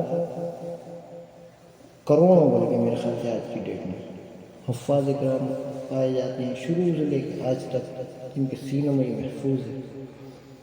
اس کے علاوہ مینوسکرپٹ بھی موجود ہیں، یہ تمام چیزیں، تو ہمارے اہل کتاب بھائی بھی اس طرح متوجہ ہوں اور وہ بھی ایمان لائیں، اس قرآن پر قیامت پر تو ایمان رکھتے ہیں، آخرت پر ایمان رکھتے ہیں، اس قرآن پر بھی ایمان لائے کہ اللہ کی کتاب ہے اور محمد صلی اللہ علیہ وسلم اللہ کے آخری رسول ہے، اس بات پر بھی وہ ایمان لائے۔ ہم اس کا ایک بار شروع سے لے کے آخر تک پورا ترجمہ پڑھیں گے اور میں چاہتا ہوں اس ترجمے کو سنتے وقت آپ اس طرف متوجہ ہو جائیں۔ اس آخری آیت کو آپ ذہن میں رکھیں کہ اللہ تعالیٰ جو کہہ رہا ہے کہ اب اس قرآن کے بعد وہ کون سا کلام ایسا ہو سکتا ہے جس پر یہ ایمان نہ ہے۔ اس آیت کو ذہن میں رکھیں، اس آخری آیت کو، اور اب ہم اس کو شروع سے لے کے آخر تک پورا ایک بار پڑھ لیں گے۔ بسم اللہ الرحمن الرحیم۔ اللہ کے نام سے جو بے انتہا مہربان اور رحم فرمانے والا ہے۔ قسم ہے ان ہواؤں کی جو پے در پہ بھیجی جاتی ہیں، پھر طوفانی رفتار سے چلتی ہیں اور بادلوں کو اٹھا کر پھیلاتی ہیں، پھر ان کو پھاڑ کر جدا کرتی ہیں، پھر دلوں میں خدا کی یاد ڈالتی ہیں، عذر کے طور پر یا ڈراوے کے طور پر۔ جس چیز کا تم سے وعدہ کیا جا رہا ہے وہ ضرور واقع ہونے والی ہے۔ پھر جب ستارے ماند پڑ جائیں گے اور آسمان پھاڑ دیا جائے گا اور پہاڑ دھنک ڈالے جائیں گے اور رسولوں کی حاضری کا وقت آ پہنچے گا، اس روز وہ چیز واقع ہو جائے گی۔ کس روز کے لیے یہ کام اٹھا رکھا گیا ہے؟ فیصلے کے روز کے لیے۔ اور تمہیں کیا خبر کہ وہ فیصلے کا دن کیا ہے؟ اور تمہیں کیا خبر کہ وہ فیصلے کا دن کیا ہے؟ تباہی ہے اس دن جھٹلانے والوں کے لیے۔ کیا ہم نے اگلوں کو ہلاک نہیں کیا؟ پھر انہی کے پیچھے ہم بعد والوں کو چلتا کریں گے۔ مجرموں کے ساتھ ہم یہی کچھ کیا کرتے ہیں۔ تباہی ہے اس دن جھٹلانے والوں کے لیے۔ کیا ہم نے ایک حقیر پانی سے تمہیں پیدا نہیں کیا اور ایک مقررہ مدت تک تم سے ایک محفوظ جگہ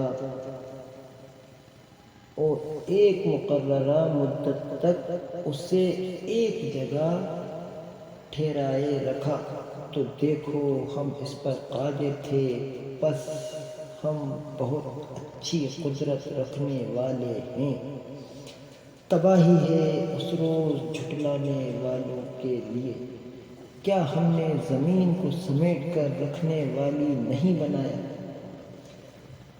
زندوں کے لیے بھی اور مردوں کے لیے بھی، اور اس میں بلند و بالا پہاڑ جمائے اور تمہیں میٹھا پانی پلایا؟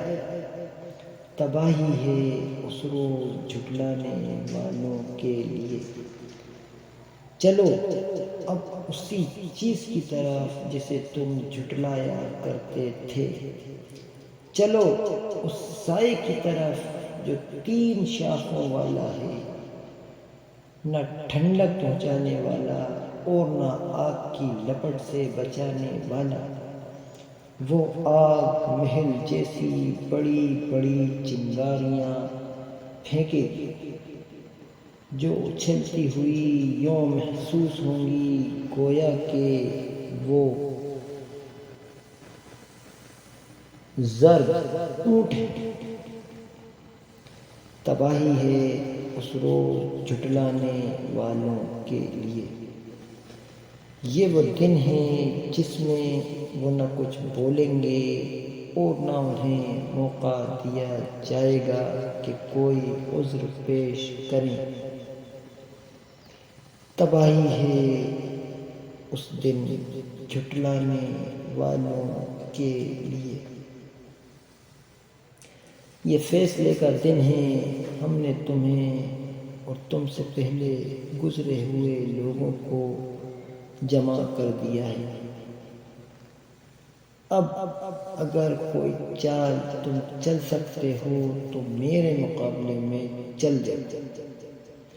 تباہی ہے اس دن جھٹلانے والوں کے لیے۔ متقی لوگ آج سایوں اور چشموں میں ہیں، اور جو پھل وہ چاہیں ان کے لیے حاضر ہیں۔